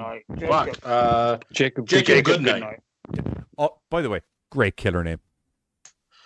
Yeah, great killer name. Almost kind of like or his last name. Superhero alter ego. Could be. You know, Pain Man. Oh, God, that was good. All right. So the sad part is, this is not really a sidetrack, but the sad part is they actually turned this into a storyline when Kane went and wrestled the Great Khali because he started walking around with that damn fucking chain. Really? And he uses in that film. Oh, yeah. Oh, I watched it at WrestleMania 23. It sucked. Yeah, because Great Khali was in it. Yeah, yes. Very much so. Really good at being tall. I won't take it away from the guy. Yes. Really good at being tall. Not really good at wrestling. Or talking. No. Or This general Great charisma Khali or when stage presence. Outside of the fact that he's gargantually tall. Yeah, this is when they thought he was the next Andre the Giant early on in his career. Not. He was not. He was not. Tall-wise, maybe. Everything else, no. Anywho, so Mr. Jacob Goodnight is just kind of, going through the hotel and just chopping, like grabbing people, hitting them with, the sledgehammer. No, you're right. No, chopping, slamming, fucking chopping. He's throwing around his fucking chain. I got real Jason vibes off him because he's like, the way like Michael Myers kind of gets the knife and sticks to the knife kind of thing. This guy's like, whatever's in the general vicinity, I'll give you a hop off. Light switch, I'll figure it the fuck out. You're gonna die. He also really enjoys pulling people's eyeballs out. Yes. That's his thing. See no evil. Yeah. See no evil. Of course. Literally in the title. Right. He's also having these crazy visions of himself as a younger lad with the abusive and his mother. Right, with mom locking him up in a chain. Which is why I got the Jason vibes. I know Jason's mum wasn't abusive, but just the general mommy issues. Jason or Psycho, like either way, you're gonna. Norman Bates ain't doing what Kane's doing, man. No, truth. I don't know. They're both using hotels as their killing boxes. Hotels, but they Goodnight was fucking people up though. Yeah, one guy stealthily crawls into rooms and murders people unsuspectingly, and one guy punches a hole through a wall and pulls people through it. Is what I'm trying to say. Granted, one of us thematically, wants- same kind of dude. End result, much different journey is essentially what Norman? I'm trying to. like Norman wanted to make sure there was the least amount of cleanup so I could re-rent this room. Goodnight was like, fuck it, it's all torn to shit anyways. If the kind people of were thing. already blind to Kage, I think he'd still pull their eyes out. It's kind of a bit. Yeah. It's more about the eyes. Is what I got. Yeah, he would do it Yeah. anyway. Yeah, he believed he could see So- sin in people's eyes. Pretty much, like I said, he's just plowing people throughout the hotel. You know, not plowing people. Bad killing choice of people through words, the hotel. especially considering 50% Yeah, of our that's crew. That's why I backed up Yep. on it. Some people were plowing. There was a lot of plowing in the movie. Yeah. Yeah. Actually, there wasn't really. It's got a Selena Gomez in it. That made him mad or sad. It's got a Selena Gomez in it. That's pretty cool. What? What does Is it? No, I thought no. it wasn't the Mac. I thought that was No. Selena Gomez. Who's that chick? Give me. No. She's famous for. Give me a minute. She's famous for some kids fucking. Give me a minute. Who the Are you frack is talking he about the talking Mexican about? chick? You're talking about Christina Vidal. Oh, maybe I am. I mean, she's famous, but not for what. No, yeah. right. I don't know where the fuck I got Selena Gomez from. Ignore me. Because I mean, like, Anyway, Christina's done some shit. Like, no lie. She was in some kids thing. Oh. Because I remember when it came out, I was like, there. She was in Life of Mikey, might have been that. so she was a kid in that one. Hang on, she's in a Nickelodeon sitcom called Tana. Yes, that's it. And she was also in the remake of Lindsay Lohan's Freaky Friday. So like she was younger there. To just to be clear, Freaky Friday was Lindsay Lohan's one was a remake. Which is what I said. That's literally what he just said. Lohan's. Oh, sorry. No, sorry. I misheard you. I thought you said that Christina Vidal was in another film remaking. Oh no, I said in Lohan's yeah. remake of. Yeah, sorry, Gotcha. I misheard you. My bad. See, this is why I can drink during the show because I at least keep up with all you sober people. Oh. Sorry, I would hardly call me sober. And I would hardly call me people. Hang on. They're both fair statements. Right. But yeah, I would no. hardly call me. Hey, what up, gangsta? Welcome to the chat, chair. How are you? While I liked it, I would never call Lohan's the original. Because it's an Because factually it's a correct. fact. Yeah, Well, it's a completely right, factually correct right. statement. That's been the reason. I don't think anybody would. And I've done my accept that homework. 'cause- I've watched them fucking both. I don't call No, Giz I Hispanic apologize. because it's a factually inaccurate statement. Hey, but in defense, please in do. defense, people have called me that, and it's still factually wrong. So like, Giz can be Santo. oh, Uh, here's with the mask. There we go. Well, we figured out your next fucking big Brian Buffwad wrestling character. Well, I already got one. Oh, we have a few. I'm going to be doing another one that isn't Brian Buffwad. Oh, there might be a whole one where it's just me's. Anywho, Kane's killing people. A couple people don't get killed.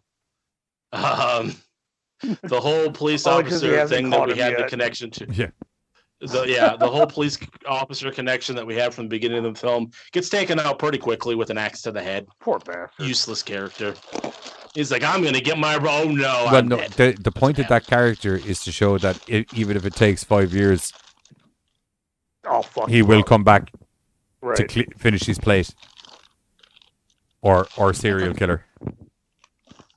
I think that's the point of that, is that like the first guy he went for is like, you're the fuck who got away from me the last time, right? We're sorting you out, I remember- number I one. remember you, Getting that Lamar. done, What up? out of the way. Let's just get that footnote resolved. Now, on to the not teenagers that you have brought me to murder.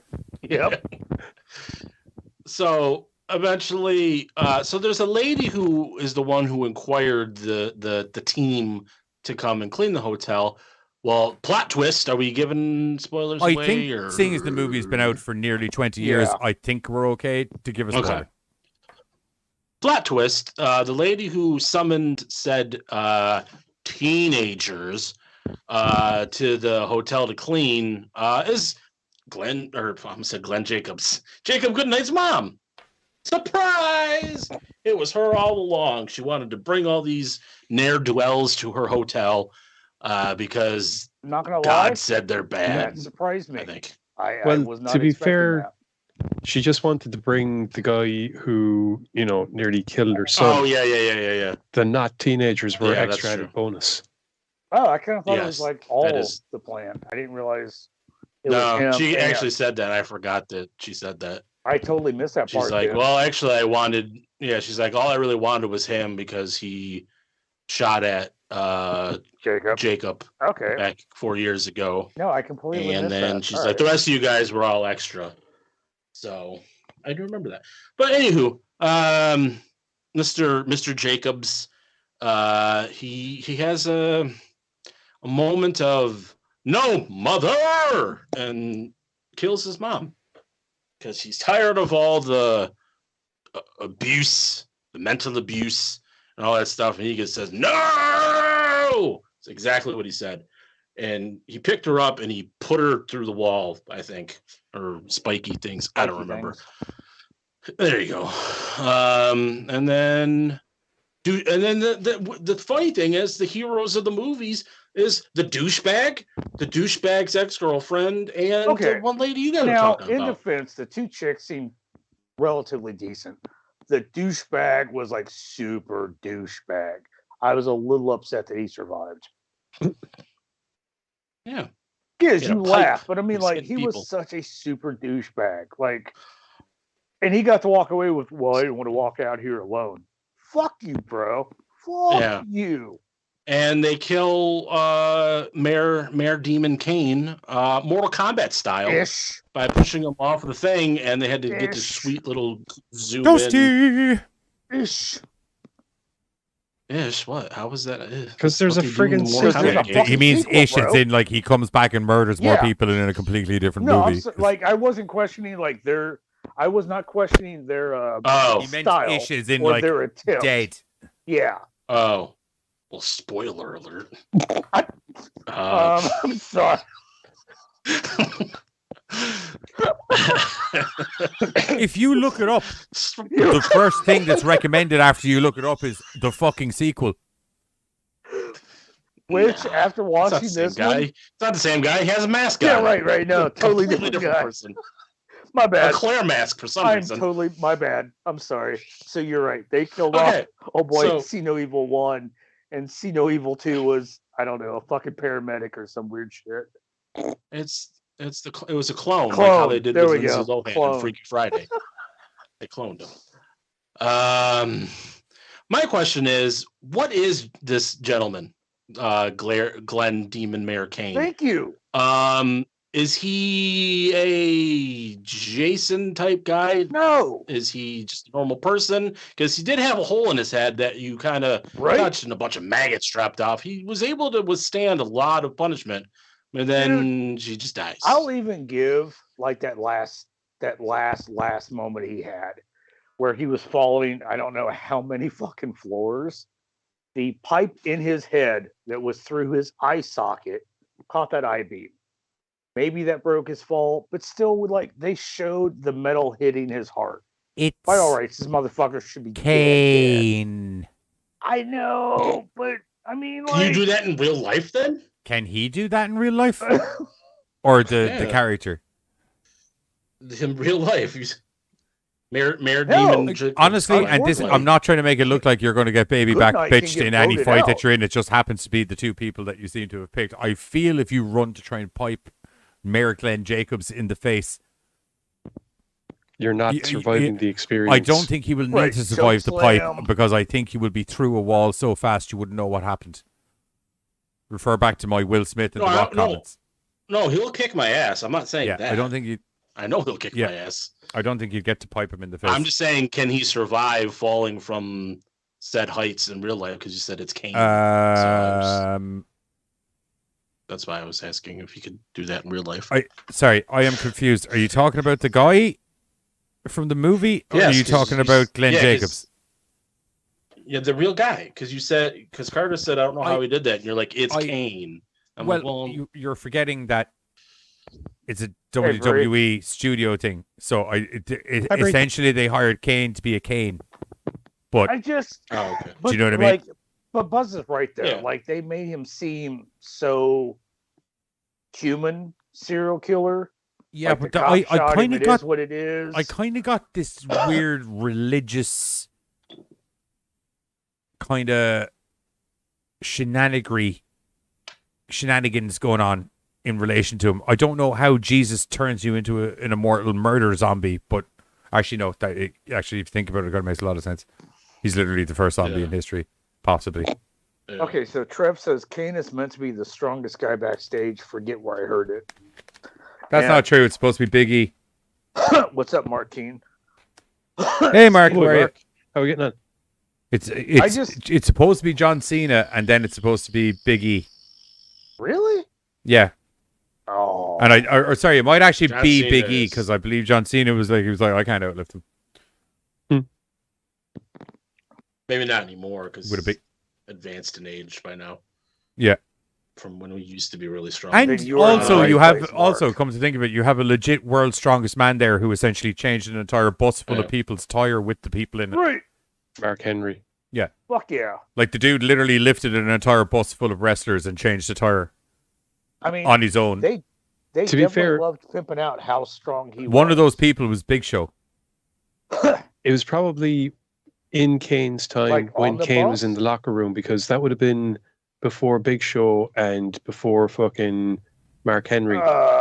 So I when thought Big Kane Show first was- comes I in, thought Big Show was Evil's there. way No. Mark Henry's before See No Evil, hands down. Yeah. no, whoa, before Kane debuted in WWF, No, that's Mark what I'm saying. Henry was Like, before. Mark Kane. Henry was Yeah. before Kane, yeah. was he? Mark Henry had been stomping around for Yeah, a it was like few- 95. Yeah.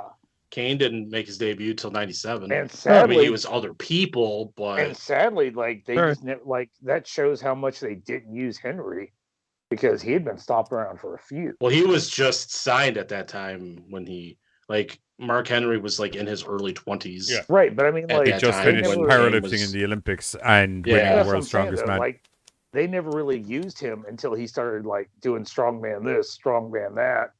Like that's the only time Yeah, they really but ever as- kind of brought him back. As Bill said there, Mark Henry was in the Nation of Domination. That was long before Kane showed up. Yeah. And Yeah. then let's say he was even before that. Yeah. too. Hang on.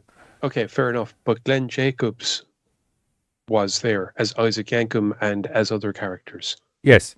Well, yeah, but not Kane. Not which is, Kane. Like It's But kind of what fake. we're The arguing. point still, hang on. The point still stands that the man at the time, there was a time when Glenn Jacobs in that locker room was the strongest guy in that locker room. I think that's kind of what they mean by it. I mean, then at that point it can be argued Undertaker because he was there at that point. Like, But no, And perhaps I would say, maybe Glenn Jacobs could outbench Undertaker. I'm willing to accept that. no, you're right. I also like how the fact that they had to put very, very little makeup effects on Kane to make him spooky. He was Okay, just Kane. but Yeah, you know black what? When eye you makeup, shave you're your done. Head, right? When you Besides some weird teeth, Like, fake teeth, that was only. when you shave your head and your eyebrows, you're already like 60% there, dude. Like it just looks creepy. Right lighting. yeah, you just camera look like a angle. big old testicle with eyes. Right. What the fuck? Anytime a ball looks at What you, am I it's fucking? gonna Am I kill wrong? you. I'm Oh, not. shit. Like I'm not wrong. Like Right. Exactly. you look like a big old gonad with eyes.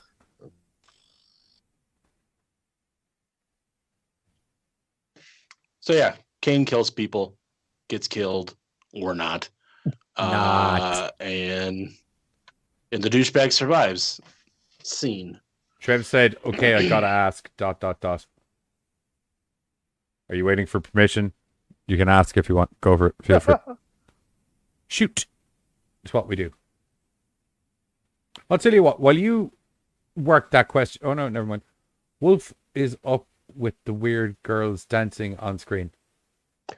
Oh, WTF or What the fuck? WDF. Oh, it's to stop us getting copyright flagged for having the trailer running in the background, Which you've already done which twice they've today. already done twice today.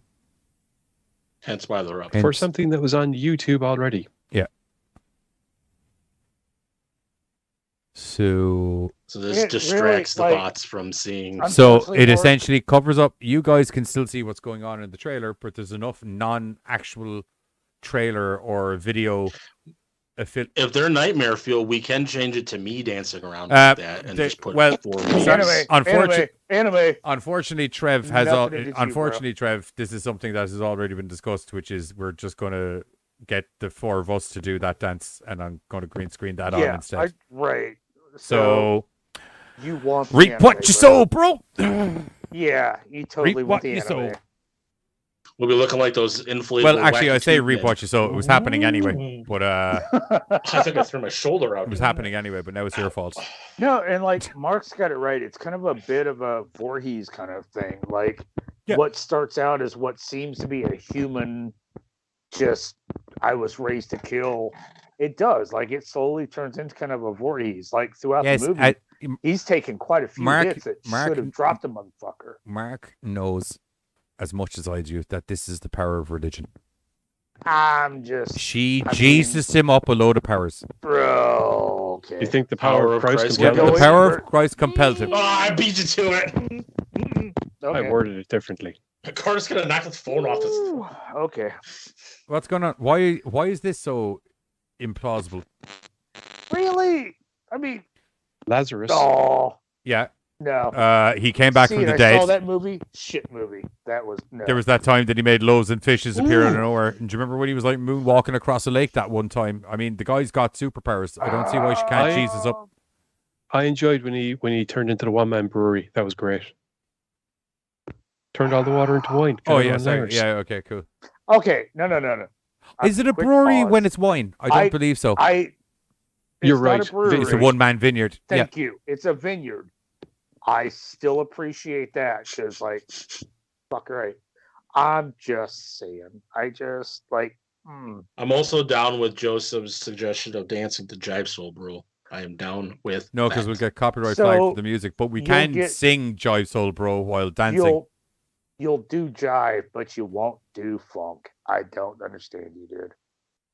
It hurts. Fucking. It's fucking Slick painful. music. It's slick. Quit your songs. jive, And Tucky. Of course, I'm gonna do it.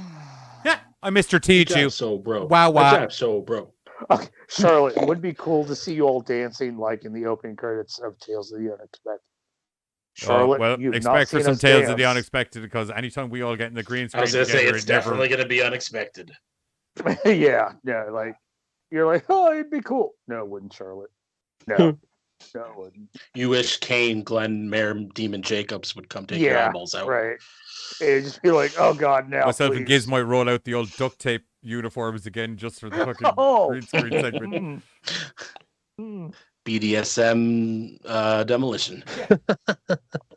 So I do the whole wheelchair. So that means like I'm shorter than the rest of you. I'm not taking that view. Like You're no. not shorter than the rest of us when the green screen happens because it's green screen. So I'm like a 50-foot Carter. Like no, I am. Like I'm No, still I equal. Oh, that needs to I be can- a movie. Attack of the 50-Foot Carter. Uh-oh. See, Nakagi's like, I like the anime one. Fucked Don't up change it. now, boy. okay. Well, that's happening. Christ. That is happening, 100%. TV show And just so writes is itself. so is the werewolves in space, American Werewolf in Space. That's also happening. Werewolves in outer space. Also, Eating different Giz people of and- the human You race. are not singing the theme tune. Aw. That's a rule right there. I don't know. Anyway, Personally, I think that's the only thing that really fucked up See No Evil. Like, it went from a kind of Norman Bates human thing to like a Jason Voorhees like supernatural thing. And while because you made me watch this one, so I was like, oh my god, the sequel. So I watched that earlier today. And while I enjoy it, it's still that whole like he came back from the dead to fuck people up. And while that was cool in so many different ways, I still like no kind of vibe of the sequel. But does the fact that he came back from the dead not give you an indication that there's some supernatural element going on? But that's what I'm saying. There should be no supernatural element like Jacob Goodnight. Well, then that like, second he's guy, got the name. then that He's second, got the fucking. Okay, well then literally, and I mean literally, the second dude he meets in the movie ended the movie. That's it. Game over. He got a kill shot. Good night. Happy. Yes. It should have been. All right. short. Good job. I'll tell I'm you what. You owning don't that. need to clean up Should've been anything for the short. next 3 days. You just chill the fuck out. Yeah. Legit. Should have been a short. That's it. So the Opening next shot, 45 minutes of scene, the movie credit. is 6 disgruntled teenagers cleaning I'm an not gonna abandoned lie. room while one very, very mugly Teenagers looks with at them attitude. with an attitude and just kind of chills out going, You asked the wrong person on the wrong day because I just watched a fucking film that lasted like 30 minutes. They said it was the whole movie, but then it switched over to a chick for like the last 30 minutes of the film washing a car. Is it a Did Giz pornography? send you the movie? That's Okay. The fact that the both of you asked me that and not Giz. No. Because Giz knows which one you're talking about. I know what he's Giz might talking be kinda about. going, You're talking about Giz- fucking the Giz Dukes is of Hazzard going, I remake, don't are know you? what the fuck you're talking about. Are you talking No, about the it's Dukes the- of Hazzard remake with Johnny Knoxville Nope. and Sean William Scott? Oddly enough, the name of the film was called The Naked Ghost of the House. I was curious. I feel you I probably watched got it. what you asked for, but It was not. It literally, like, seriously, like, the title is so misleading. But either way, it lasted for like 30 minutes. I'll tell you what, while Carter tells us about what appears to be a terrible fucking movie, we're It going to go fucking on to the was. trailer because it's nearly 3 in the Was. morning and we're only halfway through the show. Oh, for fuck's sake. So we're going to hit the trailer. And watch this. And And the trailer's probably going to get taken down. no, I got the weebs. I came prepared this Okay. time. I came prepared this time because the weebs are I came prepared. Praise this be. time. I came prepared. 2006 for See No Evil, wasn't it? Yeah. Correct. I forgot to change the date because it said See No Evil fucking 1973. Maybe. Could be. He's supernatural. We don't know. Yeah. We don't know.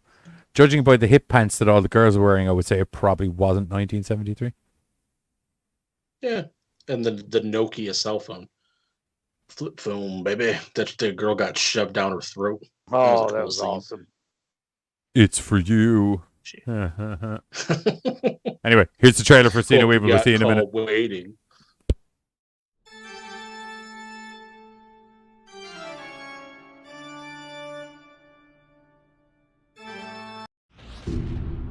This is the first program of its kind. Your hard work this weekend will pay off in shorter sentences. We left county for this. I keep seeing things. Could have been a classy joint back in the day. What do you know about class? This place is disgusting.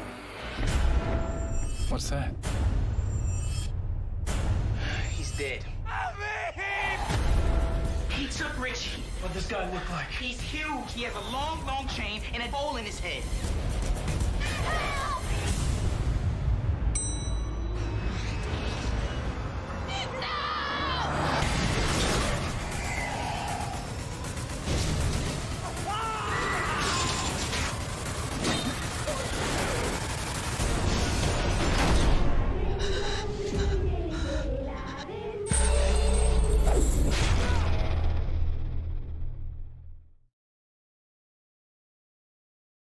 My time assessments. Yep, that was the trailer for See No Evil, WWE Studios movie featuring young Glenn Jacobs, the mayor of Knoxville County, the bastard son of hell, and the brother to the Undertaker, and a little lad Devil's who should favorite not be demon. allowed to play with matches.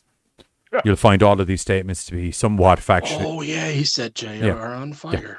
And he also set himself on fire. Don't forget about the Oh setting yeah, himself on that's fire. right. That's why he wears the mask. And that time that in real life with the flamey arm and he set himself on fire. Don't forget that. Also, yes, That Hikagi, Right up the stage. Hikagi, look it up. He actually legitimately 100% Oh, yeah. actually is the mayor. He's currently the mayor right now. He is Yeah. legit the As current we mayor speak. of Knoxville County, which is why you'll notice that Knoxville County has had zero crime in the last 24 months. Like, Crime he just retired. stopped.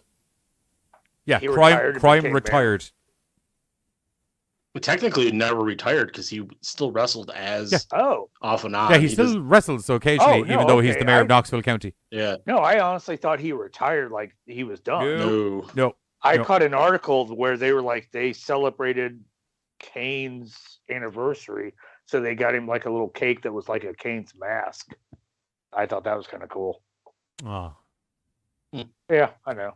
Stupid little shit. Did he choke slam somebody in it? No, they decided to eat the cake. Lame. Yeah, I mean, dude, you bring me a cake, I'm not choke slamming you through it. I'm eating a fucking cake. I mean, as I'll you know, choke when slam you get a later. cake, you have to push it in somebody's face. No, that's a waste of a cake. Or put it down your throat like I did with one of those confetti cakes over the summertime. I don't even... Are you supposed to eat something called a confetti cake? Okay, in his I did it defense, on live in his live defense, YouTube. Just because you is did it on called a live YouTube confetti doesn't mean you're supposed to do it if it's confetti. That's what it's called. Yeah, Okay. no, like it's just little Not sprinkles. actual confetti. Right.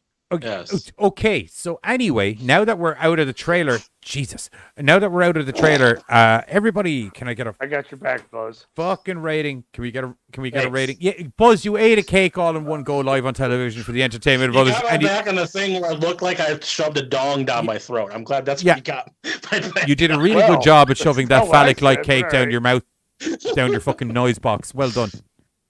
Woo! All right, cool. Well done. Good job, buddy. 2.5. Well done. was While I not have thinking you here ready, but, on the you know. complimentary podium that is your cake eating skills, could you give me a rating for I said 2.5. Okay, cool. I'm torn. Do I give it a Ghostbusters score and get No, like ridiculed, or I just like I know when I'm getting another film later, and like everybody's always riding my ass about like what the fuck Carter is like. I don't know what to do anymore. Johnny has to like fix this so I can be like normal folk, I guess, and not piss everybody off. Someone agrees with me. Fucking victory. He doesn't. He's not agreeing with you so No, much I am. as. Like I totally fucking am. Like Okay, all right, fair enough. I totally am. Like, because I see different views of a film, and I'm like, oh, well, if I only got 5 points, 4, 4, 4, 4, you get a 4, you get a 4. Like, I turn into Oprah because, like, I dug this, and this. Oh, don't turn into Oprah. I'm just saying, dude. Carter's the Oprah of point scores. Right. Oh, don't like you. You get a fucking 2, but you get a 4. Yay. You get a Shetland pony, and you get a Shetland pony.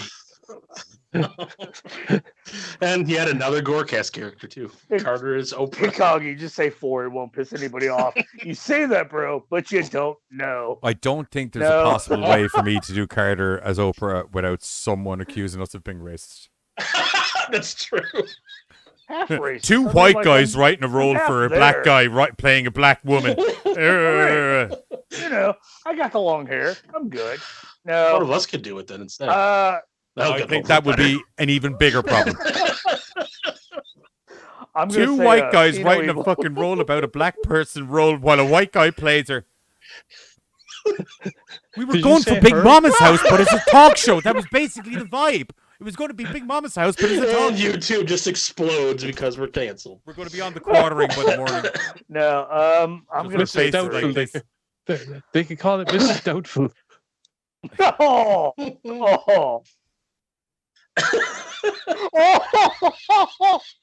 Oh, I like that way too fucking much.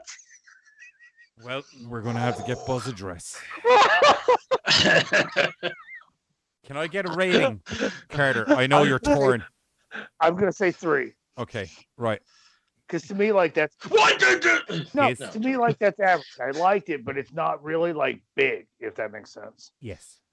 I'm going to give it a 2. Okay.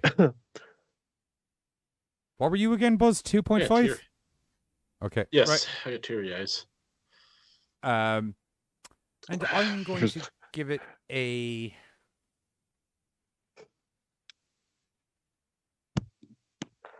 I'm gonna give it a 2.5 as well because it's See, like it's Friday the gore. 3rd. Look, it's Friday the 13th, isn't it? But it's not Friday the 13th. Yeah. In a hotel.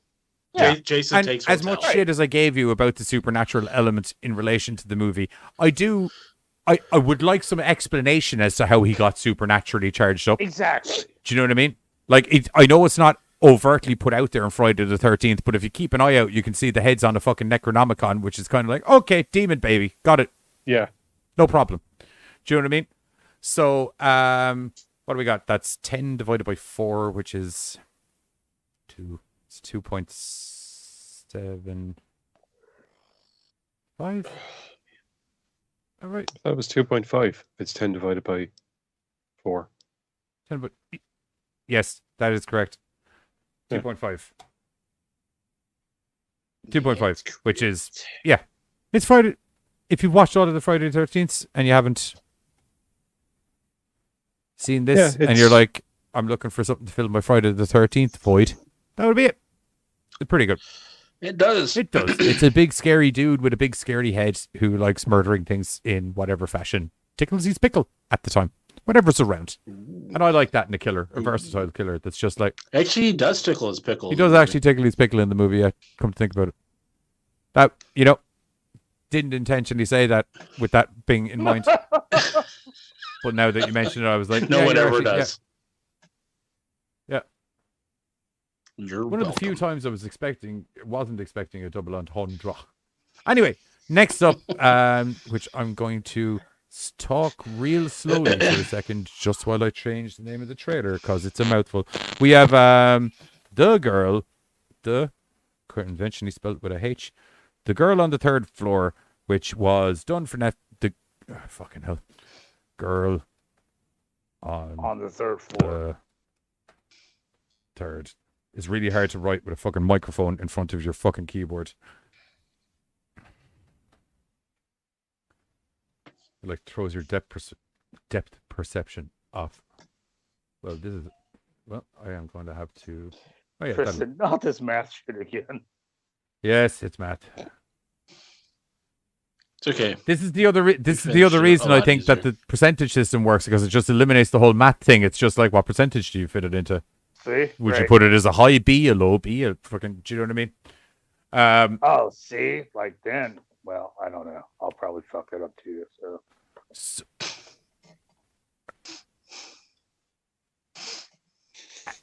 He's got confidence. Confidence. We'll say that. Chicks dig confidence.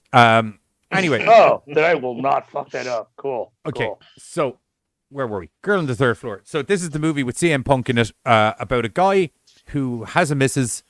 They have a history. That history being him being a drunken asshole who likes fucking other people, and her being a little sweetheart who has given him a second chance, albeit a little bit annoyingly paranoid. Although within 40 minutes of the movie, or within 20 minutes of the movie, you can be like, yeah, she has a right to be paranoid. That's all right. Okay, right. I kind of get where you're coming from now, love. No problem. So essentially, they're after getting a new house together. He's got parted ways with his business non-mutually. I got the impression. Yeah. Get out before he finds. He's decided that he's going to be a delightful reformed husband, and he's going to go to the new house that they bought. He's going to renovate it before their newborn baby and his missus arrive at the house. He goes to do the renovations, and he starts drinking almost instantaneously. Then he has a chat with the nice neighbor. She's a bit weird. And you're kind of like, she seems like some sort of ghost hunter kind of lady. And you know what? You're kind of like, you'd be half right. You get that vibe, and there's a reason for it. Also, after doing some more renovations and his wife calling him and all of that kind of thing, another young lady shows up. And she's very like she's out of... What? She's Nami. Oh, Nami. I thought you went, she's very like, not me. And I was like, yeah, Not hot, long-legged and blonde. Not you. Got it. That is definitely not what I said. Yeah. Well, no. All I heard was Johnny's version of not me. So I was like, yeah, bro. So, yep. Good. Good. That's correct. This is what I like about the show. Just facts. Straight up fucking facts. Yeah.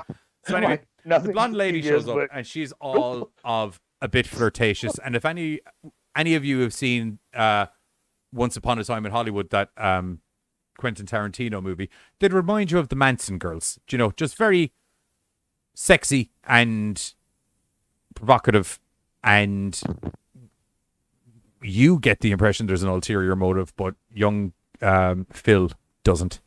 So, side note, what? Since you brought that movie up, is that worth a watch? He's CM Punk. He will be Phil.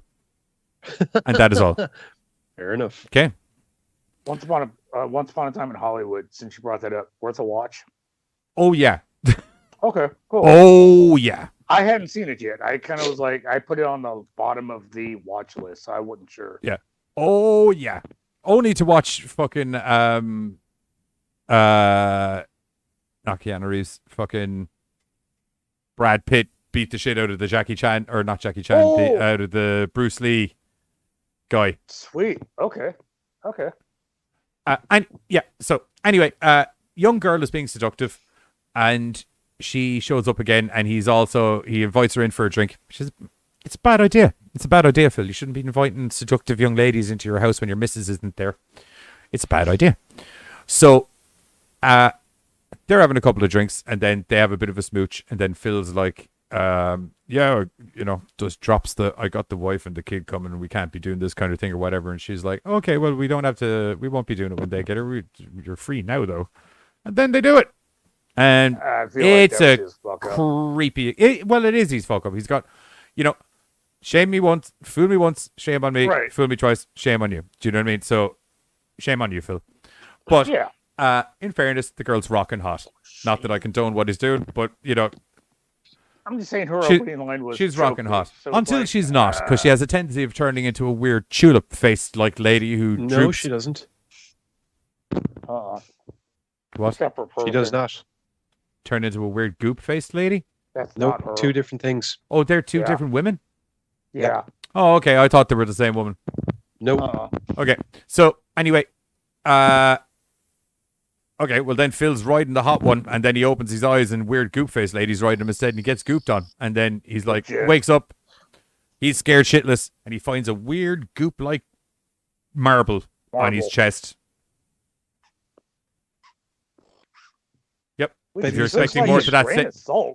What? He decides to eat, just pops it in his mouth. Right. Like, I felt like he took that like a grand... Yeah, he did. Like, he was playing with it. He walks downstairs to the main floor and is like, huh, and then like popped it in his fucking mouth, and I was like, okay, cool. Yeah, you saw it come out of her eye hole, bro. Right. Yeah. So anyway, needless to say, I missed him eating the thing. I saw him fucking investigating on the way down the stairs. I missed him fucking just popping it. Okay, well now that makes a lot of sense as to why everything went so fucking crazy. That step, it turned into a Tic Tac, and he just popped that motherfucker. Yeah, so he ate a fucking ectoplasmic Tic Tac, and surprise, surprise, shit starts to go fucking south. His friend shows up to help him fix the house. The friend gets coffee made for him by the lovely lady. Who obviously the friend is kind of like what's the story with cute chick? What's the story with the hot blonde going on in the house? She said she's your assistant. Yeah. And Milo knows his past history. Oh yeah, Milo's like your assistant. What's she assisting you? I'd say she's really? fucking assisting you Randy Minks. Yeah. So his assistant is penis. Phil is angry at the insinuation that he would cheat on his wife. And he goes, it's clobbering time! He didn't actually say that, but he definitely went, it's angry verbal exchange time!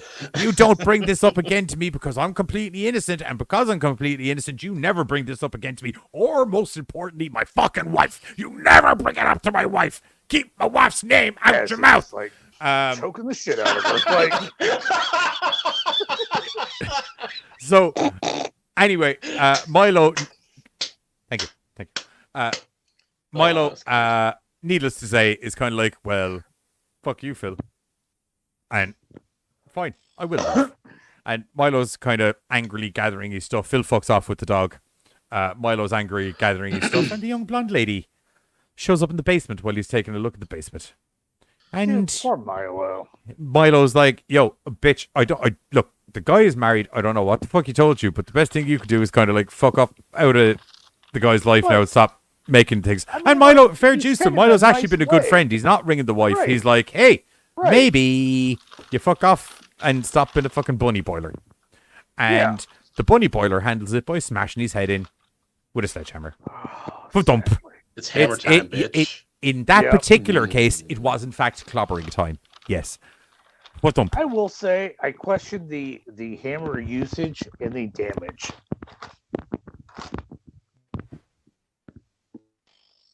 She did an uppercut, but the damage to his face did not look like, say, an uppercut. I think because his face was so mashed.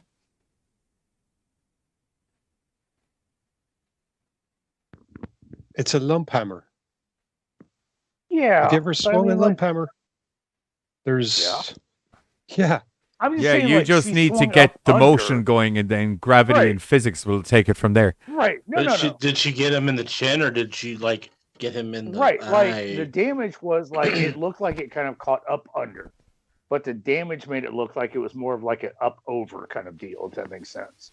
Because it looked like it peeled down, even though she did an up under. Is up what it. Interesting. Anyway, crazy bitch hit the guy in the face with a hammer. And Phil comes back, and he just assumes Milo's left. And literally pays not another moment's bit of attention to the fact that his friend's gone. Doesn't try to call him, doesn't try to fucking write, doesn't try to do anything. No. He tries to text to make sure that He Milo does. hasn't gone off to squeal to the wife. Yeah, And they actually answers back. Sorry. We're all good. That's what I mean, is in the literal only thing he's worried about is... Did you fucking talk You're not about going to it? rat me out, are you? I Right. literally don't give a shit if you come back, but you're not going to rat me out, are you? But to be fair, he's got no reason to care about anything else at that stage. Yes. Exactly. Well, the last time I checked, they're supposed to be friends. They're supposed to be friends, but like he's a douchebag. Yes. So like when shit ends, I- he's more worried about himself than I am not- our friendship. I am aware of all of that, but I am saying that doesn't condone his actions because he's a fucking asshole. Okay, I'll give Is you what that. I'm trying to say. Gotcha. Anyway,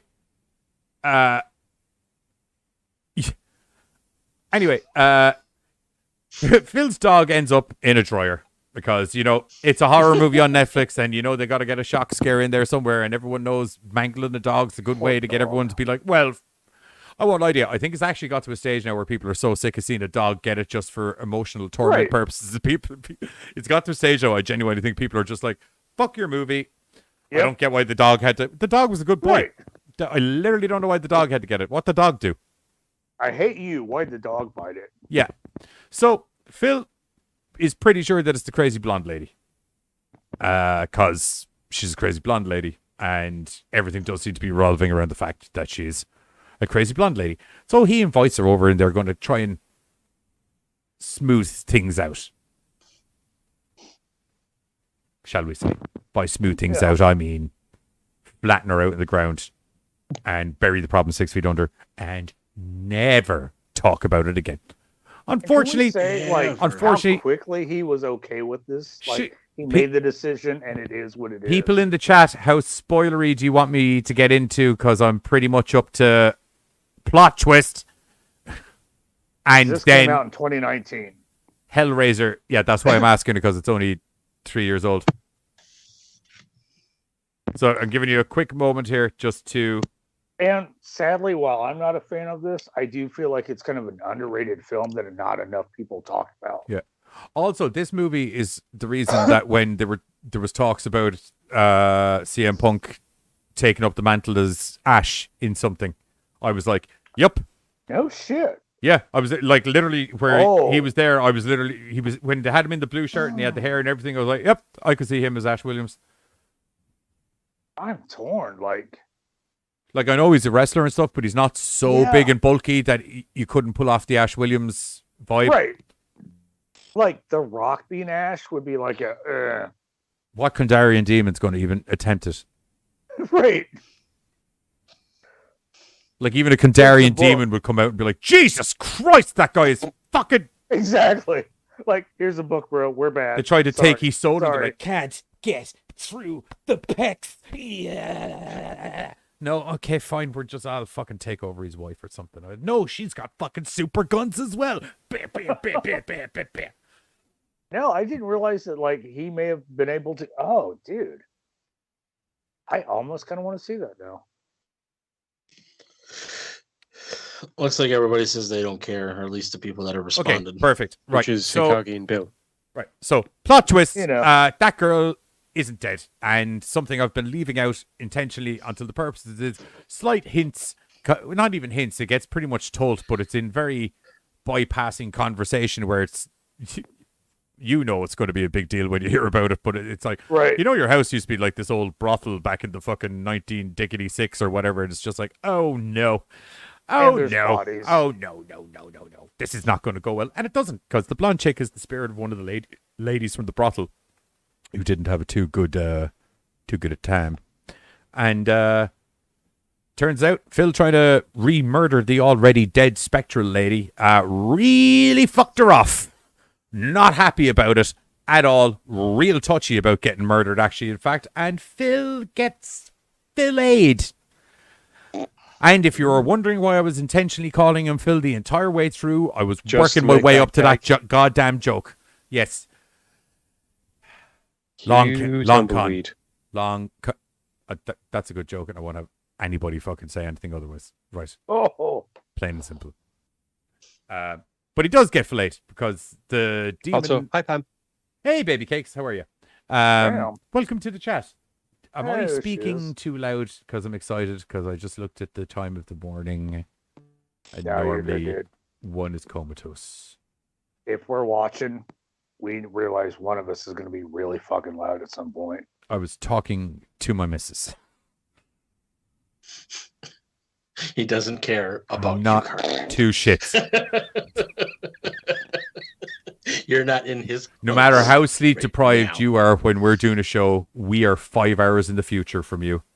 6 hours in the future from you, in fact. Future. I fell asleep on Tuesday. Right. Future, past, present. We're all good. I don't know. So I fell asleep during a script writing session. Gives you laugh, but like he fucking did. Oh no, he's I like, believe hey, you. we'll pick this shit up. So anyway, yeah.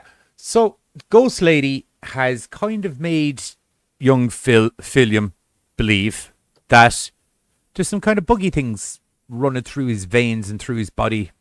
It's and the marbles. The marbles, yeah. Well, they're not marbles. They are. They are. They're not really though. No, they are. There's actually an explanation. Yeah. They are marbles. There's a scene that explains Legit. it. Okay. Like a dude drops a bag of marbles in a little girl's hands. And side note, no, you're not being loud. I'm wired for some reason, says Pam. Oh, okay. So, you know. Well, that's good to know. Anyway, the marbles are running through Phil, and Phil decides that the best way to handle the marbles is to go full-blown Hellraiser on himself and just start try and cut him out.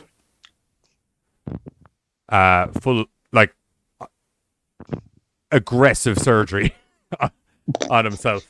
And then we just pause and like take over where the wife picks up. It got weird at that point.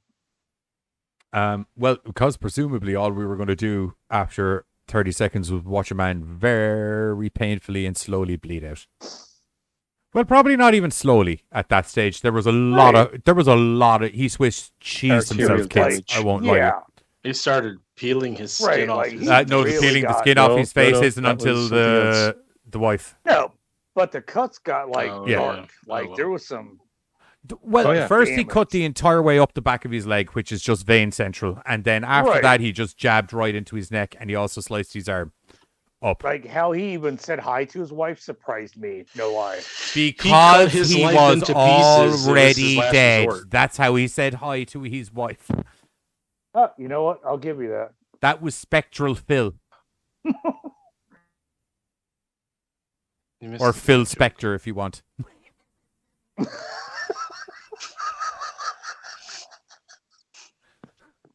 That wasn't a joke I was working towards. Oh, I'm sad because I felt it was. All right, my bad. No. That was just an off the cuff. Once I saw, you could say he cut his life into pieces. It was his last resort. Oh, you could, golf clap. But I don't think if we golf clap. I will fucking give you that, dude. I tipped my hat, even though I had a hat on. Suffocation, no breathing.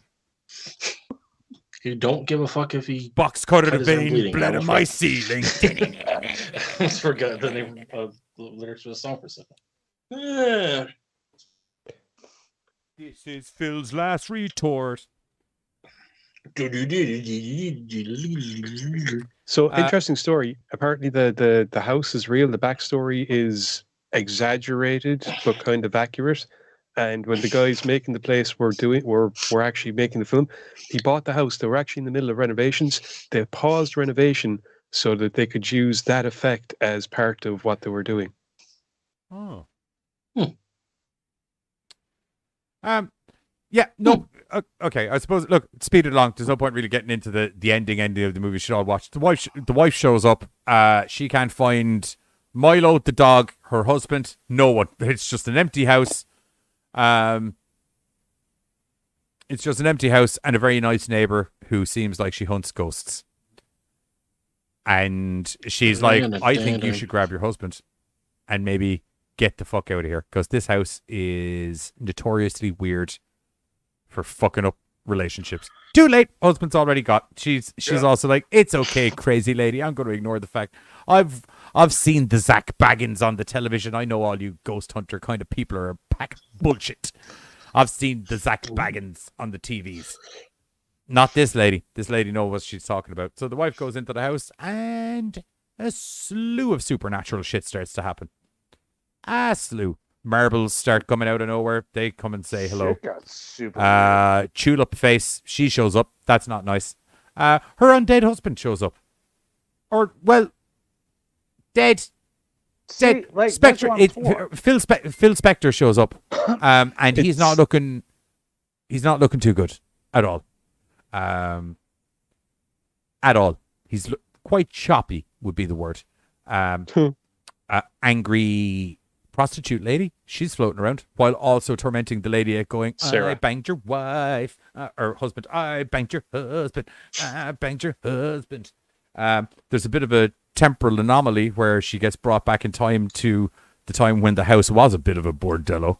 And we get to see the backstory, which I thought was kind of cool. Yeah, it's cool. It's very good. At which point she gets locked in a room with fucking Demon Phil, where he's kind of like, hey, baby, I know, hey, I kind of fucked up. Oh, you don't fucking say. You really, did you really fuck up? Really? Whatever how could I have ever maybe got that impression already with the fucking hooker demons running all over my fucking house? Yeah, so, and then it turns out that that wasn't Phil. It was the demon chick. She was wearing a Phil suit. It's goddamn, put it in Men in Black terms, wearing a goddamn Egger suit. Yep. Yeah. Phil's. And the wife is just basically, I suppose the lesson is, if the guy cheats on you, tell him go fuck himself, is the lesson of the movie, because that's essentially what happened. Like the whole basis around that house is like, it fucks up like, relationships. Yeah. So like, I guess so. It's depending on the personality of the guy. Because no, like, I'm sorry, right? Like trouble the preacher relationships. Yeah, the preacher chick said that she had seen some families move in, not a bother, and sometimes people move in and shit happens, and it's just it's a test. You'll find that people who are either single or married men who have the I believe the medical wandering term is known as the thank you. The medical term is known as the wandering eye. You literally took the words right out of my mouth. Right. If you suffer from singledom or the wandering eye syndrome, you may be in for some trouble in the house. Right. Is essentially what the priest or horrorism. Yes. I don't know, like. And then there's a cool ending I won't get into because it's like a little shock. There's going to be a sequel. There's not going to be a sequel, but yeah. Just like that. Like, I guess. I'll put it this way: I'd be surprised if there's a sequel because I can't really see where you could take the story after this. Like I think it's kind of like everything's. I know you could force a story where we shove another family in there and we just go with such and such. Yeah, we just go Conjuring or not Conjuring. What was the other one? Oh shit! Do you know the one where it had the like demon guy, people hanging themselves in the back garden? Insidious. Yeah, Thank you. Thank you. Where you just go up the Insidious route, where it's like a different family, different house, same demons, that kind of thing. Do you know what I mean? Because I think like the story is kind of like tied up in a nice little bow. Yeah, with a shocking ending. I guess my problem was like, the shocking ending is wall filler. I guess like I felt like we wrapped up. I felt like we wrapped up things with Sarah, but Sarah openly admitted I was trapped here. That made sense. That she controlled the house, she did shit. But then, like, you had that other. Sadie, I think, is supposed to be the other one. Oh, I thought it was Sadie. Sadie is Tulip Face, I think. Yeah. And Sarah is the blonde chick. No. Oh, okay. Dude, hang on. I think you're right. I think Sarah's the Tulip Face and Sadie's the blonde chick? No. Because Sarah is the blonde. Yeah, there is a Sadie, but Sarah's the blonde chick, and the nymph is Tulip Face, as you call her. Right. Yeah, so, played by my problem Tanya Kay. was right, and so my problem with that was like she openly admitted that this individual did not die on the premises, and so it was weird to have two individuals poltergeisting this location. No. They're. She said that the body was moved somewhere, was hidden somewhere else. Oh shit! Wording. Okay, I missed that. Yeah, everyone's tied into the same situation. It's just different chicks. The nymph. Okay. The basically the younger of the two was killed on the premises. The body was held in a fucking train yard.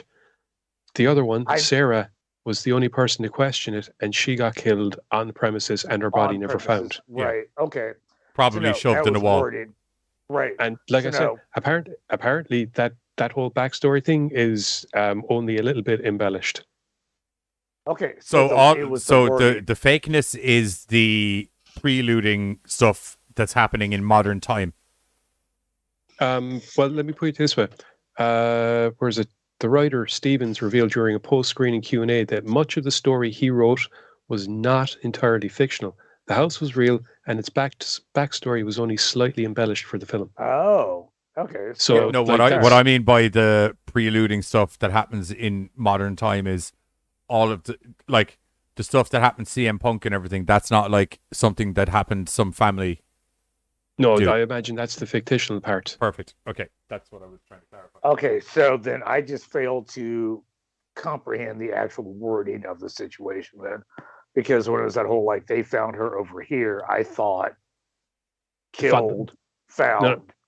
Body found over there, killed in house, and then the second one killed in house. All crazy demon people were murdered in the house. One body presumably is in the wall, which explains all the black shit coming out, and the other one was buried in the train yard near the And house. I took that as Sarah controlling the house, so I never understood why the other one was there. Yeah. So that makes a lot more fucking sense now. And then the priest or pastor, the lady that worked at the church, going, No, you were right, priest. She's I couldn't quite remember what her title was, but like I don't know. Like part of my problem with her was like she knew, but like she never outright said "get the fuck out." Like she was just like, so. Yeah, but she didn't want him the fuck out. Is the thing. And also, really? No. Their modus operandi isn't about getting people out of the house. It's about getting people permanently staying in the house. Okay. If you catch my drift. Now I actually like the movie. I was missing a lot of that then. Her entire thing was that she'd seen other people in there, and there wasn't an issue. So she can't come on too strong, or she could be creating the issue. She has to sit back and wait and see how it goes and help. She says at one point that she can't, the girls can't force people to stay in their house any more than she can force people to go into her house. But if you open the door and not trying to stay on the wrestling terms, but if you open the door and let them in, then oh shit, okay. You know what? This film actually has a whole another level of depth than I fucking gave it credit for. That's why I actually genuinely, I honestly really like this film. It's shot really well. I think I think CM Punk does a really good job at playing kind of nice guy initially. So you get, I'll see you later, Kags. Thanks for joining.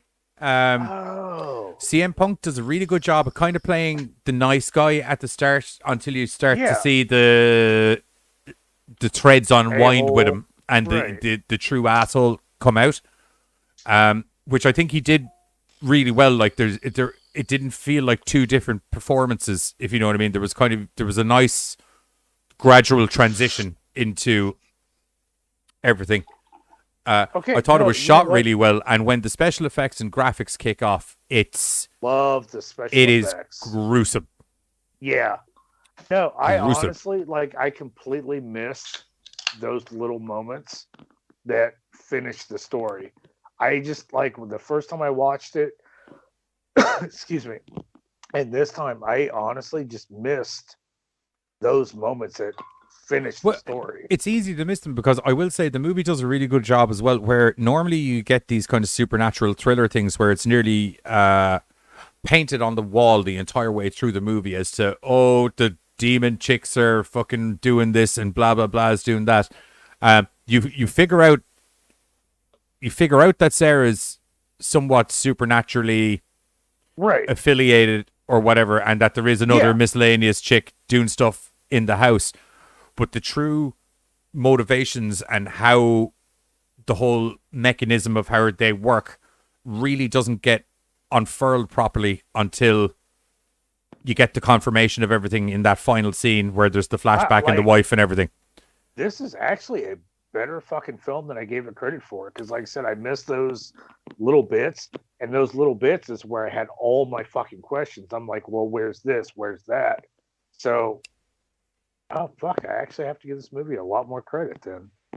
Yeah, it's a well thought out, well paced, well shot. Looks great. CM Punk, as I said, I think he did a really good job. I think the wife did a good job. The chick who plays Sarah is fantastic at being adorably captivating and terribly terrifying all at the same time. The wife is Deputy Siobhan from Banshee. I haven't seen Yes, Banshee. Now I know. Yes, thank you. Could not. Wait, Carter, you haven't seen Banshee? You haven't seen Banshee? Oh man, you need to get on that. Violence. I like to watch an abridged version every now and then that I call the best of Banshee Baitons. And it's just called Banshee? Banshee, yeah. Not telling you anything. It's great fun. It's got great. The guy who plays Homelander in it. No. TV series? Yes, Anthony Starr. You're absolutely right. The guy who plays Homelander is the main guy from it. Yeah. Oh, Anthony Starr. Yeah. Okay.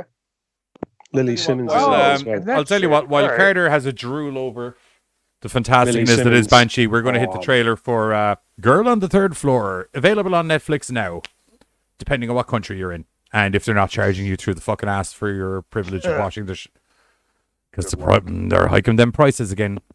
They are. Right, here's the trailer. We'll be back in a couple of minutes with our ratings.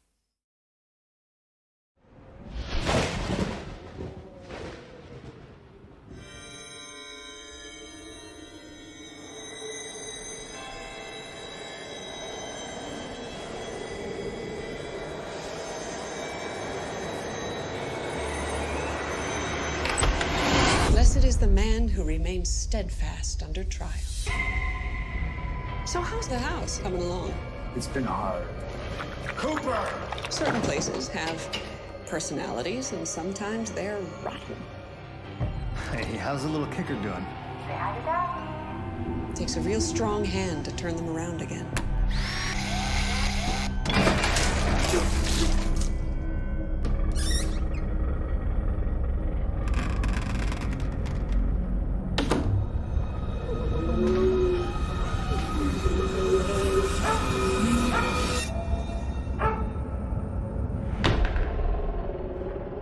This house has a history of bringing out the worst in people. Certainly creepy. What the hell is that? Promise me you won't say a word to Liz about last night. You need to get out of here. What was that? What? Hi, handsome. hate what you've done with the place. I'm worried. Stop! Charlie.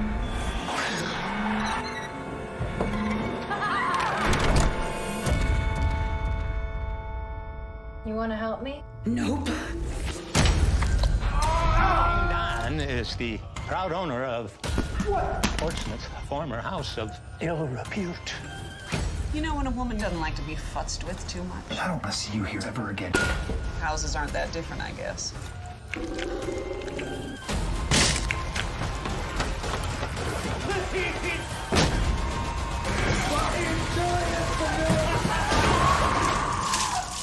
You want my advice?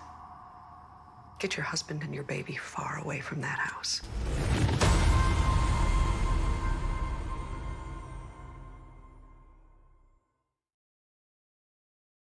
One. Yep, that was the trailer for Girl on the Third Floor. Available on Netflix now, out since 2019. Yeah, overall ratings, guys, and then you can kind of get into things you liked or disliked about the movie as well, I suppose. I'm going to go with the 3 because it was good. It's just that even for me, the pacing was very slow. And what what kept me going was I was fascinated by the potential backstory, trying to figure out what the deal was with Sarah and the other girl. And that was it, really. Don't get me wrong, Punk did a great job. It's just the way the story went was very slow going. That was part of my problem. And then like I had that problem with the story. So I'm moving up to a 3 because I'm now kind of impressed by the bits that I missed. I'll probably go with 3 too, kind of similar with Giz. Like, I think the beginning dragged a bit. The middle was very interesting. And then the ending just went batshit crazy where I was just like, okay, what the hell's going on? And special effects and everything was good. So it just, I don't know. For me, the pacing was just a little off for me. I'm also going to give it a 3. But it's a positive 3. I really enjoyed it. I thought it was really well shot and everything like that. I didn't have a pacing issue. I thought it was well paced out. But it's just I think it's just a solid 3. Is that 3s all around? Yeah, I believe so. And then that's an average of 3.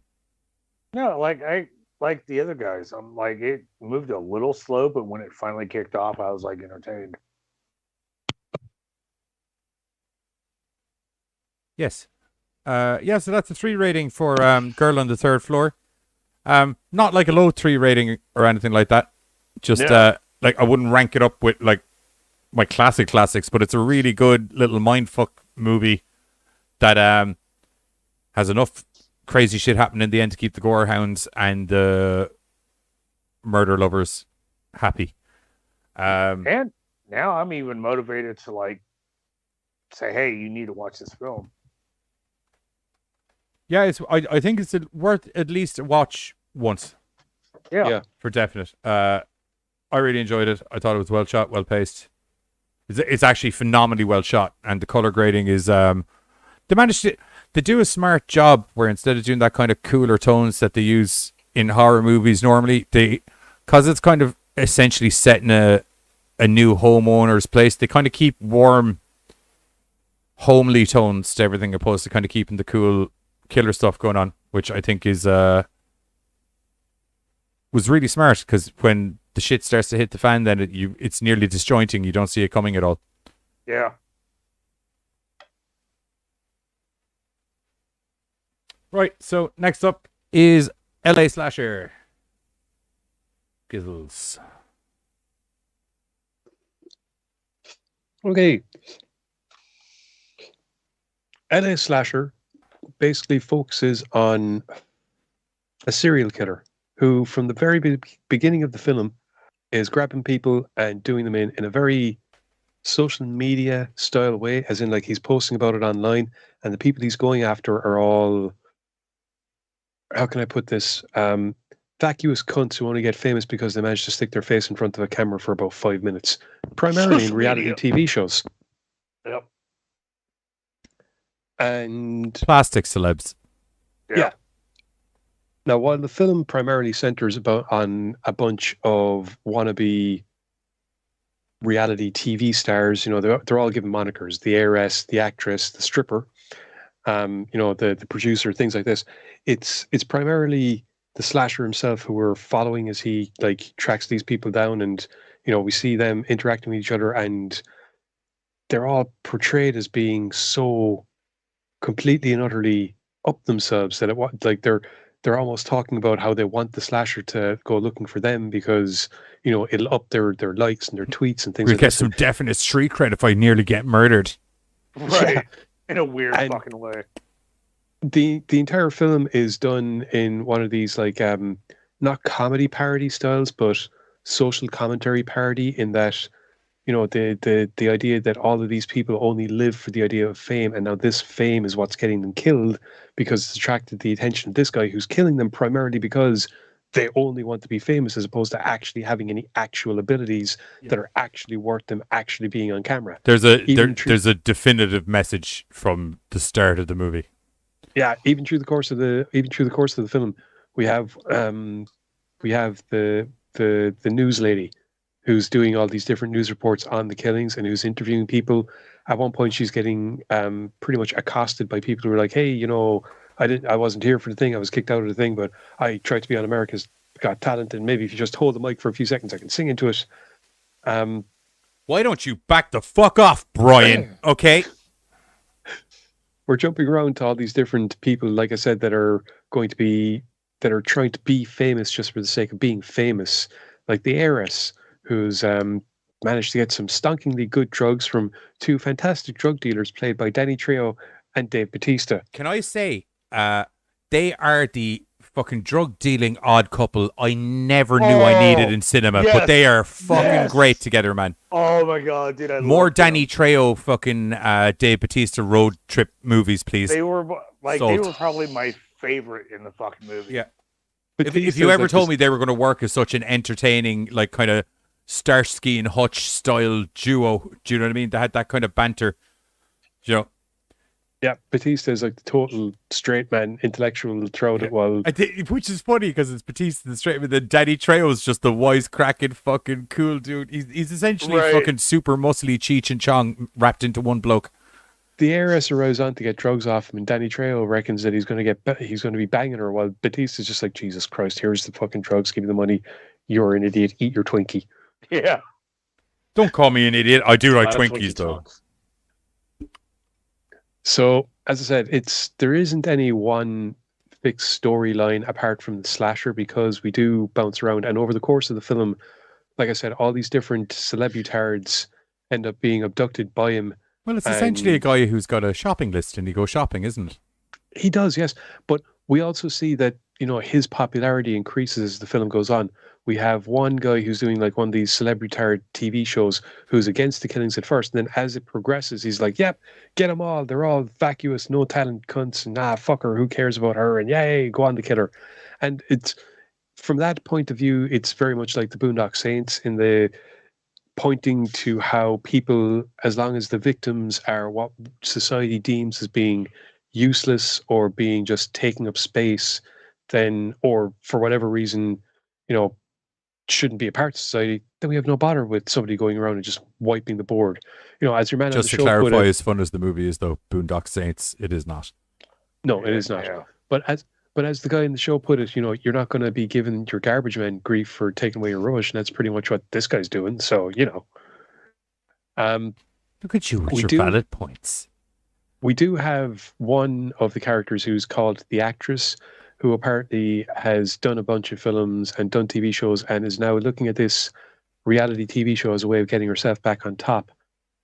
She does manage to escape, and it's once again, it's just the way that all this different stuff is blended together. At one point, you have the slasher has all of these victims, and they've all got their faces covered with plastic bags, and he's doing one of his social media podcasts, but he's showing all the interviews that they would have done for the reality TV show while splicing it into them now with their faces covered. And I'm not sure if they were reading out what they were saying during their interview or if they were reading out other stuff, but the whole point was to humiliate them in the eyes of the public that they so desperately wanted to be adored by. And disfigure them a little bit too. Yeah. Or just, well, actually, he didn't. There was only one that he actually killed, I think, because the end of it, it's just kind of like they've been tortured and put through the ringer. And what Giz also seems to have neglected to mention about the killer, which would be one of his defining traits, I think, is the fact that he's dressed like Michael Jackson from Moonwalker. Oh, okay. I was going to say that he's a very Joker-esque style character. Dude, old boy was running a white suit. Yeah, I'm not wrong, right? It's definitely Michael Jackson cosplay, right? Not Moonwalker, Smooth Criminal. It's Smooth Criminal, Michael Jackson. I felt like it was more because he had the white gloves and everything. Yeah, like shoulders down, rocking the white. Yeah, and he kept dancing as well, which was another reason I was getting the MJ vibes. Right. That really creepy faceless motion. Oh, dude, that was like the fucking final on that shit. It was really good. I just really enjoyed it. I just enjoyed his voice. I thought he was cool. He sounded like a psychopath. I have to say, for a low budget movie, they took some really kind of interesting and bold moves with the way that they shot it. Which, like, for one, there's this prominent 80s pop soundtrack for the most part, which is the other reason I was getting the Michael Jackson vibes as well, just because like so much 80s pop. It's a very 80s soundtrack. The way they use it's great. The way they use it at one stage is fantastic because there's one of the girls, do you know the chick that he's chasing down in the car in the junkyard? The stripper. Yeah. I can't remember what song they have playing, but there's like an 80s and like nearly Cyndi Lauper sounding version of Time of Your Life. No. Oh shit. Anyway, I thought it was a bold move because it nearly made it because it was such a nice song, and it falls into like something that Giz and I have brought up loads of times about how you can seriously change the tone of something with the music and the way you shoot it. And this girl getting chased through this place, about to get mowed down by a car, like vehicular homicide, essentially, was verging on beautiful, the entire scene, with the way it was shot, and it was slow motion, and there was the nice 80s music, and it was real relaxing. And it was like, if you didn't know that this girl was obviously going to get railed by a car by the end of it, it was actually like verging on beautiful, the way everything slotted together. Yep. It's one of those songs that I'd actually forgotten about as well, that I'd heard a lot when I was younger. It's kind of like, oh, fuck, I haven't heard this in years. I need to find it. And it's weird because, like, we were talking about it off air a couple days ago, where I was like, dude, I dig this fucking movie. But it is those little weird moments. I was like, dude, I dig the shit out of this movie.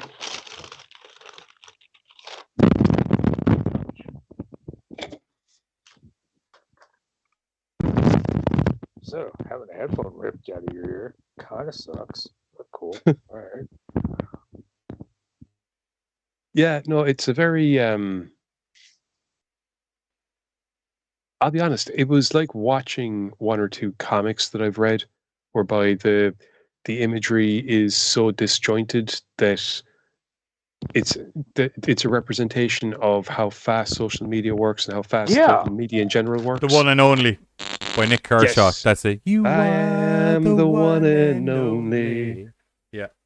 And I don't know if that's I'd rather be. But it wasn't like the normal song. It was like a real ballady, slow cover version. And it was just, as I said, it made this girl's death beautiful. And I don't know if that's why I like this movie so much, because like you said earlier, like we have so many individuals that are trying to be influencers and YouTubers and what have you, that they're willing to do anything. And so to have this kind of movie come through, I was like, I get it. I like it. Give me more. Like, it was just kind of a weird kind of deal. Oh. Yeah. I thought you were going to say more there for a second, Buzz. No, the minute I heard his sentence begin with "yep," I was just like, "No, I can see that." Yep, he's done. Like, I didn't like it. I was gonna say, like, I was gonna throw a quarter on the table. Buzz, you didn't like it. No, he didn't. Cool. No. I don't know, man. Like, this too much Andy Dick for my okay, films. and you know what? Was it Andy Dick? Give you that. It was. the voice of the slasher. Yeah, As soon as I heard the voice, I'm like, nope. And I will give you that, dude. But it I'm had not a Eric big Roberts. Andy Dick fan. Yeah, exactly. I'm not a big Eric Roberts is like a sign of awesomeness in any movie. He's in on. I did enjoy the Dave Bautista and Danny Trejo couple. They were great. That was the only thing that want saved a it for me. branch off. I did like the songs though too. I will. I want a branch off. Of You can't just do that. Danny Trejo and You can't Dave do that. Bautista. You can't do that. Can't do Get a branch off. You can't do a branch off of it. No. No, like of their other deals. Like As in this deal before was on they all died? Tuesday. Yeah. Is that okay? yeah. Because I was going to go. If you're looking Because- for a branch off, it's going to have to go No. into like idle hands territory. I'm not gonna lie. I cried a little bit inside, dude. I was like, "Oh my god!" Oh, that happens to me most of the time with Danny Trejo, to be honest. Yeah, it is. It upsets me anytime he dies in a movie. Ever since I saw that video of him playing with puppies, I get upset. I'm sorry. Danny just, Trejo and puppies? Yeah, he was doing an interview for like FHM or something that just brought in a box of puppies, and to watch this big like former gangster just I'm not gonna do it. melt into the couch. He was literally like, "Oh my god, puppies!" And he's like, "Hello, little guy," and he just has like literally there's like 8 puppies just crawling all over him, and he Not gonna do it. genuinely. I've never seen a human being look as happy and content as Danny Trejo did for that 5 minutes. So just briefly, this film actually has 2 wrestling tie-ins and a porn actress. Yeah, I know the other one. I noticed that. Brooke Hogan is the other wrestling tie-in. Yeah. Yeah. Oh shit! She's the reality star. Yeah. Dude, and the porn I totally actress missed that. is I can figure it out. I can figure it out. It's going to be by name alone. It's not going to be by actual knowledge of their work, but it's going to be like, ooh. Okay, but it's not gonna be like I've seen Disney enough catches- porns in my lifetime to know what a porn person sounds like. Really? I think This so. should be hilarious. I mean, go. okay. Just, you know what? Let's Yeah. let him go. Let's let him go belt. for this one. Go for the belt. It's cool. I think Giz is throwing me a curveball here, and it's not one of the chicks. It is one of the chicks. Oh, it is one of the chicks. Okay. Although that would have been hilarious as well. I feel Marissa Lawrence too obvious because she is the stripper. Abigail Wright sounds a bit porno-y. Place your bets. Karina Rico also sounds very porno-y. Okay, like any name that you say oddly could be porny. No, there's only 2 that I'm like are like porny, which is Abigail Wright, which is like that low-key porn, you know, where it's like, oh, it could be a real name, but it's also, you know, like what's the chick that you were on about that's fucking, she looks like your one from Supernatural. Rowena. Oh, Lauren Phillips. Yeah, you see, like that's a total porn name, but also you could be like sitting beside her and I felt like that's my neighbor's name. Like I don't feel like that's really a porn name. they're who the porn stars are, mate. That's no, okay. Tory Black probably. Yeah, that'd be it. I was literally leading you up the straight path there. I had that pegged from instantaneous. It was like Tory Black. That's definitely the porn pitch, 100%, hands down. Yeah.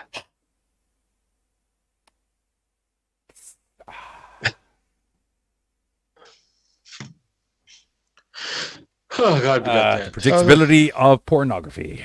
It's good times. Letty, good morning. Hey, Letty. Welcome to the chat. How are you? How's the leg getting on? You doing good? Yeah. So this was distributed by Archstone Distribution, and the reason I'm saying that is obviously for spelling purposes. Anyone have any other final thoughts? I did my mandatory I make movies speech about good cinematography and the way they orchestrated some scenes. So does anyone else have any other? I was a big fan of the story. Like Yes. more so than I thought. Like when we were doing the whole WrestleMania, it's going to be all kind of crappy films. I was like, cool. But then like LA Slasher kicked off, and I was like, huh? Low key, I was also surprised because when I picked this, I was like, this should be suitably terrible because the other three movies aren't bad. Do you know what I mean? Well, I knew Santos wasn't going to be great, but like it's lucha history. But it's endearing. Right, but in our chat, I was like, dude, I totally liked LA Slasher. And you're like, really? I'm like, dude, come on. And then I threw it on, and I was also like, I'm liking this way more than I probably should. I thought it was going to be some bullshit movie because I'm like, I'm not trying to slam Andy Dick, but like, I'm not a big fan of his. I like Andy Dick. I used to be a big fan of News Radio. Oh, see, News Radio, yes, but then like later, that's where I learned what a Joe Rogan was. Right. That's where everybody learned. No, a lot of people learned what Joe Rogan was from that TV show where he made people eat cow dicks. Fear Factor. But then I was like, okay, cool. I'll watch this fucking film, and I'm like, I dig this film. I'm gonna go get a copy of this film. I like this film that much, so I'm just bothered by the limited amount of time I get with Dave Bautista and Danny Trejo. I love how Buzz doesn't have to say I disagree. He can insinuate so much disagreement. Really, is that what you think? I think you're wrong. I think it's a bad he can movie. think what he wants. He's a free thinking individual. I'm not gonna lie. I kind of dug when Drake Bell got like fucking kidnapped. And Trent, I'm shocked Giz is still awake. I would imagine Giz is shocked he's still awake as well. Yep. He went cross-eyed before he was. Like he gave him an out. It was like thank you. And not only did I give him an out, I gave him an out at a very fair time. It was literally like over an hour ago. We were into the trailer for movie 2, and I was like, if you need to go, just go while the trailer's on. Yeah, but I started. Yes, I know. You're like your man from Countdown from Mind thing. Mastermind. That's it. Mastermind. I've started, so I'll finish. Mastermind. Do you know where they essentially Gestapo torture someone for money, but they get the money if they know the questions. If they don't, they get tortured. They don't get tortured, but essentially they just have to sit in a dark room with a light in their face with a dude asking them incessant questions back to back at high speed. Shit, that does sound like something I do to somebody. Stop. Yeah. Like, pick a topic they don't know, shine a torch in their face, and just start incessantly dropping questions. I thought the whole point of Mastermind is that they picked the topic they did know. No, they do. No. I'm talking if you're doing it as a torture technique. Yes, then you're, yes. Like, if you want to mentally break someone down fast. What color is the sky? Green? Fail.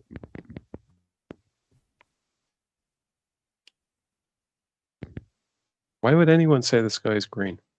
I don't know. Because you're colorblind. They live near the North Pole. Right. Stop. I fucking was looking for you, bro. Come here. Aurora Borealis. I fucking saw you get up here. Come here. No. Only sometimes green. Yes, but during those times, the sky would in fact be green. All right. Come here. Come here. Yeah, sure. Okay, I think, right, so obviously no one else has anything to add. We're going to hit the trailer for LA Slasher, and we're going to come back and give our votes for it, which I can see being a mixed bag before we even get into it. Catch you after this. The reality TV stars. The hunt for the slasher continues. Everybody hates reality TV, but they watch it just so they can tell you about how much they hate it. Whatever problems you have, change the channel until you find somebody who's worse off, and then suddenly your life doesn't seem so bad, does it? Well, let me tell you something. It is that bad. Reality TV, the birthplace of the moron. Some of us laugh with them, but most of us at them. I mean, these people are stupid. We all know you're not famous for your talents. I think they're pretending to be real, but they're really not real. Everyone is so sick and tired of seeing your stupid face. No joke, all right? The LA Slasher is for real. A looming fear increases as the slasher's antics may be building to a climax. Famous for being famous? I think it's time these people learn the true price of fame.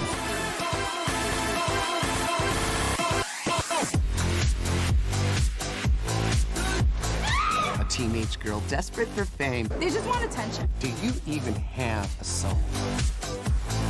So you agree with what the slasher's doing? Oh, full-heartedly. It's like he's trying to get rid of anybody who just wants to be famous for 5 minutes and has no real talent.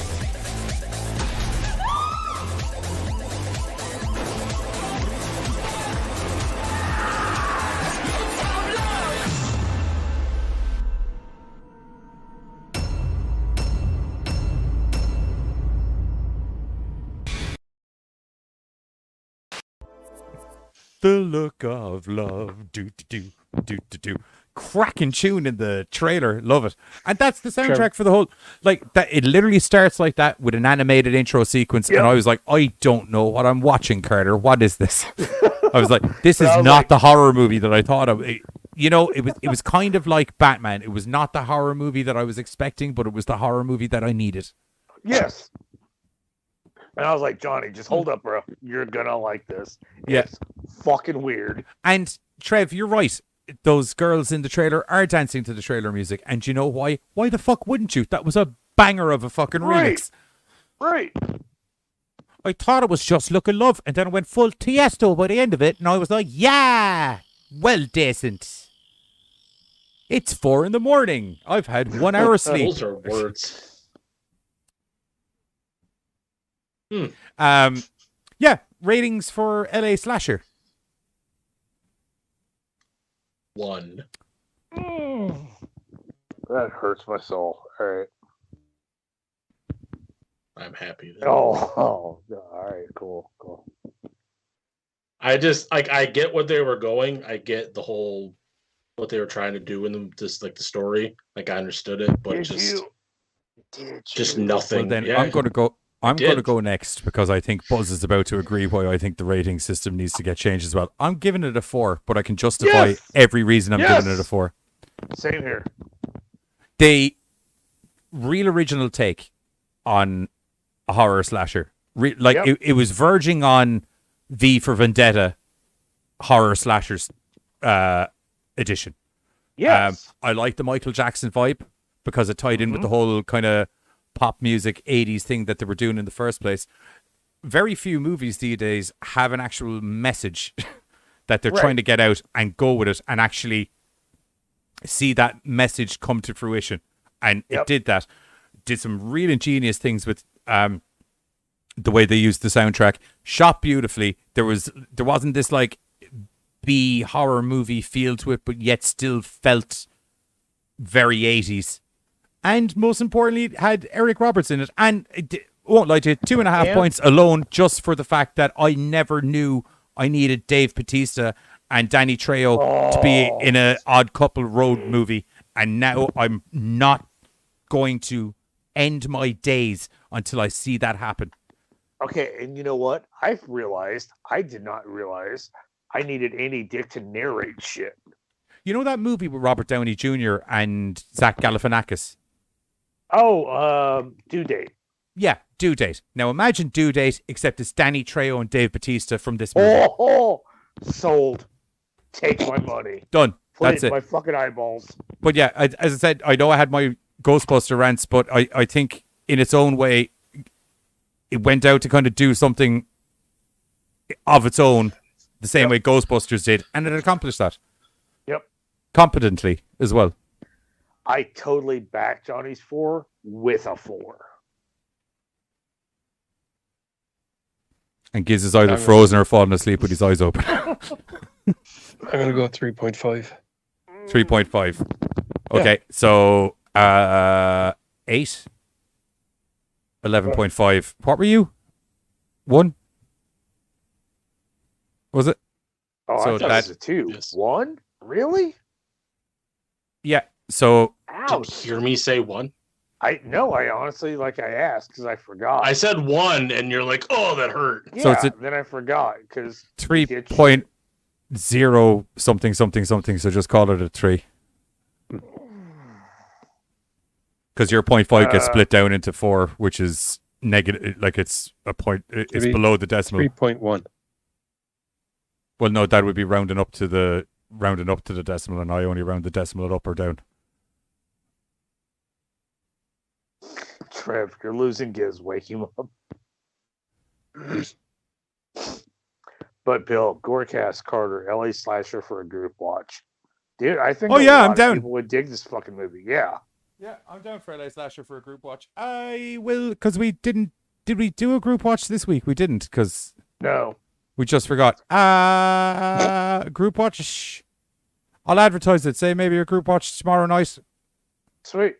I can stream and group watch at the same time. Actually, no, that's kind of defeating the purpose because my audience will be watching the movie instead of watching me. We'll get a group watch going, then I might do some streaming and then group watch, one or the other. Tomorrow night we'll do LA Slasher because it's a fun one. It's good. I only watched it yesterday and I'll probably watch it again tomorrow. Oh, fuck yeah, dude. I say I'm probably. totally I down. am going to watch it again tomorrow with all of you lovely people. Totally down to watch it again. Right, that is it for our WrestlerMania weekend in honor of the WrestleManias. I'm sure. This felt like a real I WrestleMania. felt yes. Yes, it did. Well, technically, it's been a while since I've done a 3-hour show. Well, started. Yeah, we started an hour late. Yeah, that's the problem. Yeah, that's it for the WrestleMania thing. Are you guys doing wrestling in Discord at the weekend? You know what? I completely forgot about it. I won't. Okay. Be. If Giz wants to do something, that's fine. I can't. Okay. So. Well, Giz probably would be around. Giz needs 'cause I'm doing time this to fine. himself because he does like 14 hours of cartoons on the Saturday. So Right. That's fine. I wouldn't be around on the Sunday anyway. I can't do it anyway because I have the issue with Discord, so I can't do it if I want. okay, that's all good. Anyway, we'll do LA Slasher tomorrow night, but as Welcome is back, customary Katie. on as is customary on the shows, Buzz has been through the internet to find me some of the weirdest and/or most inappropriately or incorrectly spelt questions from the internet. Which, if I can find where the group window went, that would be great. There it is. No, it's not. Where is it? There it is. Are you the window capture? Right. No, Tristan, I didn't actually fall asleep. Trevor's being an asshole as usual. No, but he got damn close, and that's what matters. Right. Okay, so first question up is, how can I type capital numbers? Fuck it, I'm out. No. Not even. That's the one by the person that I told you guys their name earlier. Oh. Okay, well, in that case, Okay. then I shall read it out. How can I type capital numbers? I saw the numlock button, but I don't want to press it in case it messes my computer up or something. But does this button give you capital numbers? No, it doesn't. Moving on. Should I tie myself to a train track? I want a boyfriend, preferably a prince. Hopefully I will be rescued by a prince who will save me just as the train is coming. I would say give it a go if you feel that inclined, but I'm going to give you about a 25% survivability rate. Would be generous. What I would say. Yeah. I say because sometimes stupid people do stupid shit no matter what you say, but I'm hoping if I just give them that low a survivability rating that they might just be like, maybe I won't risk it. Right. No, that was pretty damn high, in my opinion. A 1/4 survivability percent chance? Yeah. Tied to a train track? You give people so much more credit than I do, dude. Trevor's saying risk it for the biscuit. Yeah, that's right. Okay, next up. What does it mean if you dream about falling down Grand Canyon? Oh, there's no duh. Okay. What does it mean if you dream about falling down Grand Canyon and being eaten by a dragon on the way down? I'm asking for my friend. Sure you are. Okay. I'm asking for my friend who dreamed this. And the answer is, it means that you're a wizard. Soon you will be Harry. sent. Nope, doesn't actually have Harry in there yet. Oh no, wait, maybe. It has the person's name, but I redacted it. Okay, because was the name Harry? Okay, well, No. I'm just going to add the name in as Harry. Okay. Yeah, go ahead. It means that you're a wizard, Harry. Soon you will be sent to the invitation. Soon you will be sent an invitation from Hogwarts School of Witchcraft and Wizardry, where you will conduct a series of adventures based on the magical scrolls of the mighty J.K. Rowling. Source: I am a wizard myself and have been through the same process. Right, okay. That's a... I prefer the scrolls of the legendary Jim Butcher. My son was born yesterday. Is he still young? Yes, dumbass. Yes. Right. He is still young. Is he also the unfortunate recipient of a shitty, idiotic parent? Yes. Right. Sounds like it. Still young, dumb parent. Move on with your day, jackass. Move on. Jesus, that really brought out my inner Red Foreman there. It's bad if Red's coming out. Yeah. Since scientists discovered that Pluto doesn't exist, does that mean there are only 49 states? What? When did...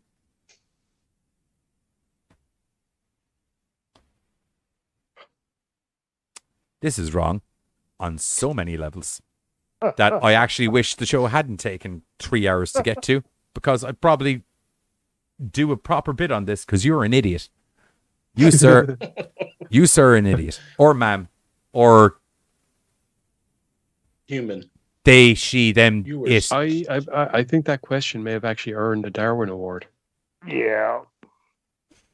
Yeah. That you're wrong. Wrong. You were wrong. That was wrong. Is it haram to be a stripper? I need the money to pay for my Hajj trip. Is it haram? No, it's like HJJ. Yeah, no, but the initial question is it haram to be a stripper? It's hard. Is it hard to be a stripper? Perhaps she's asking if she'd end up in a harem if she became a stripper. That's what I was wondering. Is it a harem? Because that's an actual word. That would all depend on how rich the sugar daddy is. Exactly. Like, I need money to pay for my Hajj trip. I think it's stupid. I mean, going to maybe they're on a Hajj trip right now and just trying to communicate English. Okay. Well, won't lie to you. It says answers Ramadan.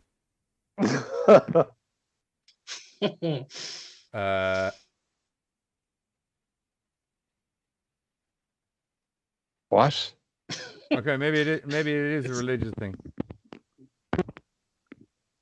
Okay, moving on. Before we are possibly racist, I'm not sure. Moving on. Okay. I have no. Whoa.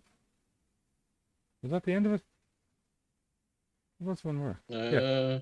You are sleeping with your partner and suddenly realize that he or she is a ghost. What do you do? Hide the body. Well, if you suddenly realize they're a ghost, that means that they weren't a ghost when you started things.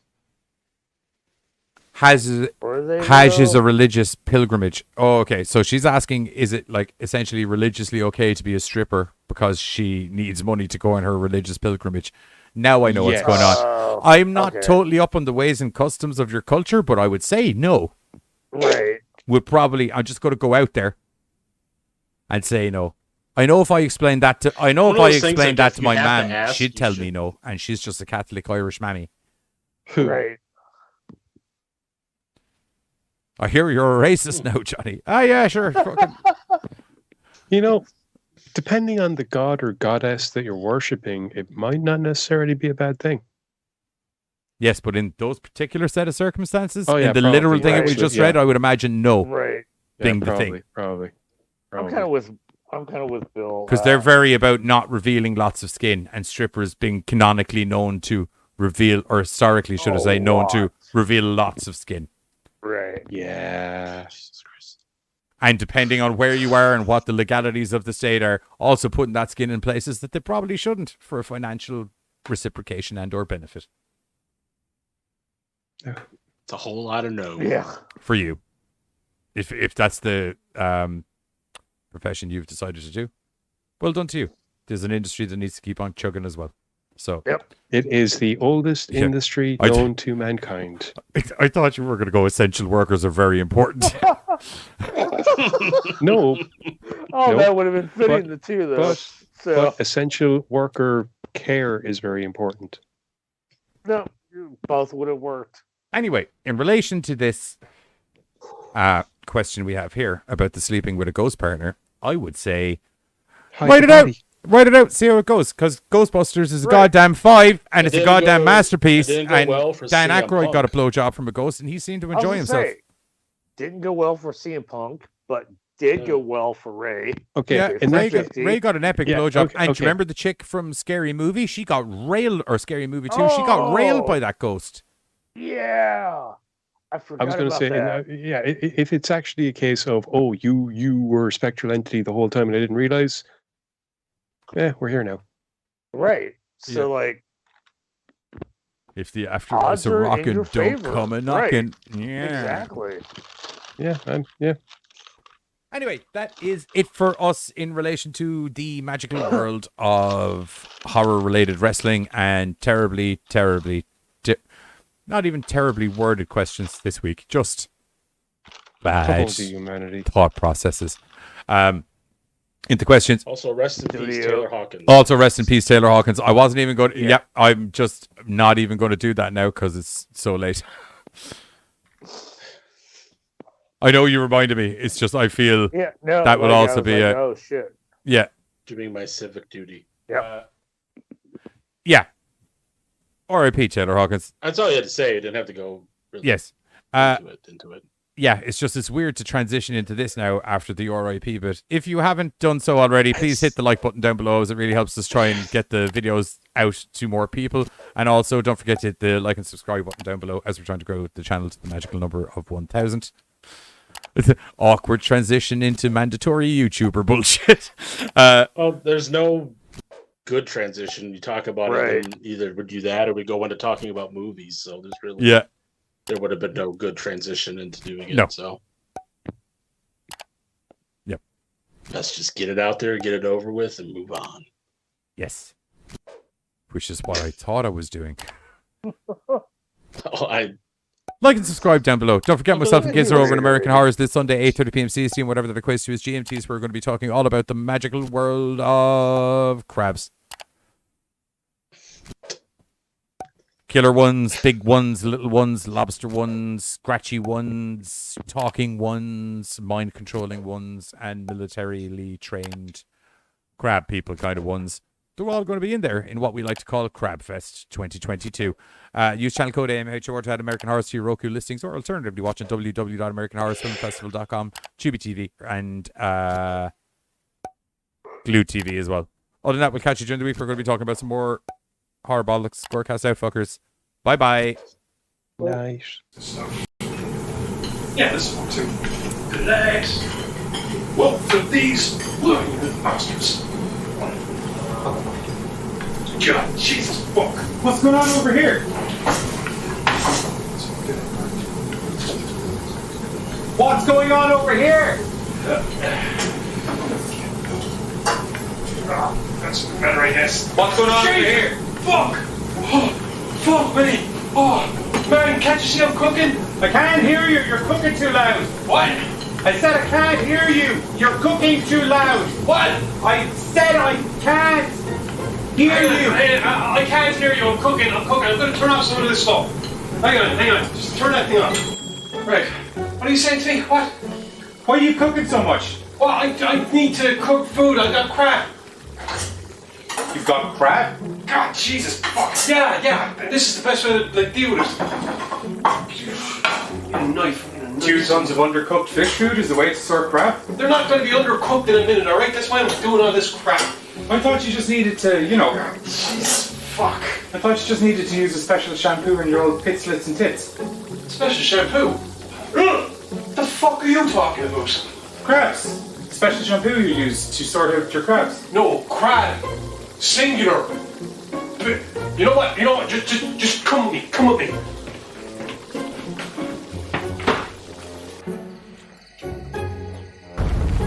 What in the holy fuck? Yeah, I know.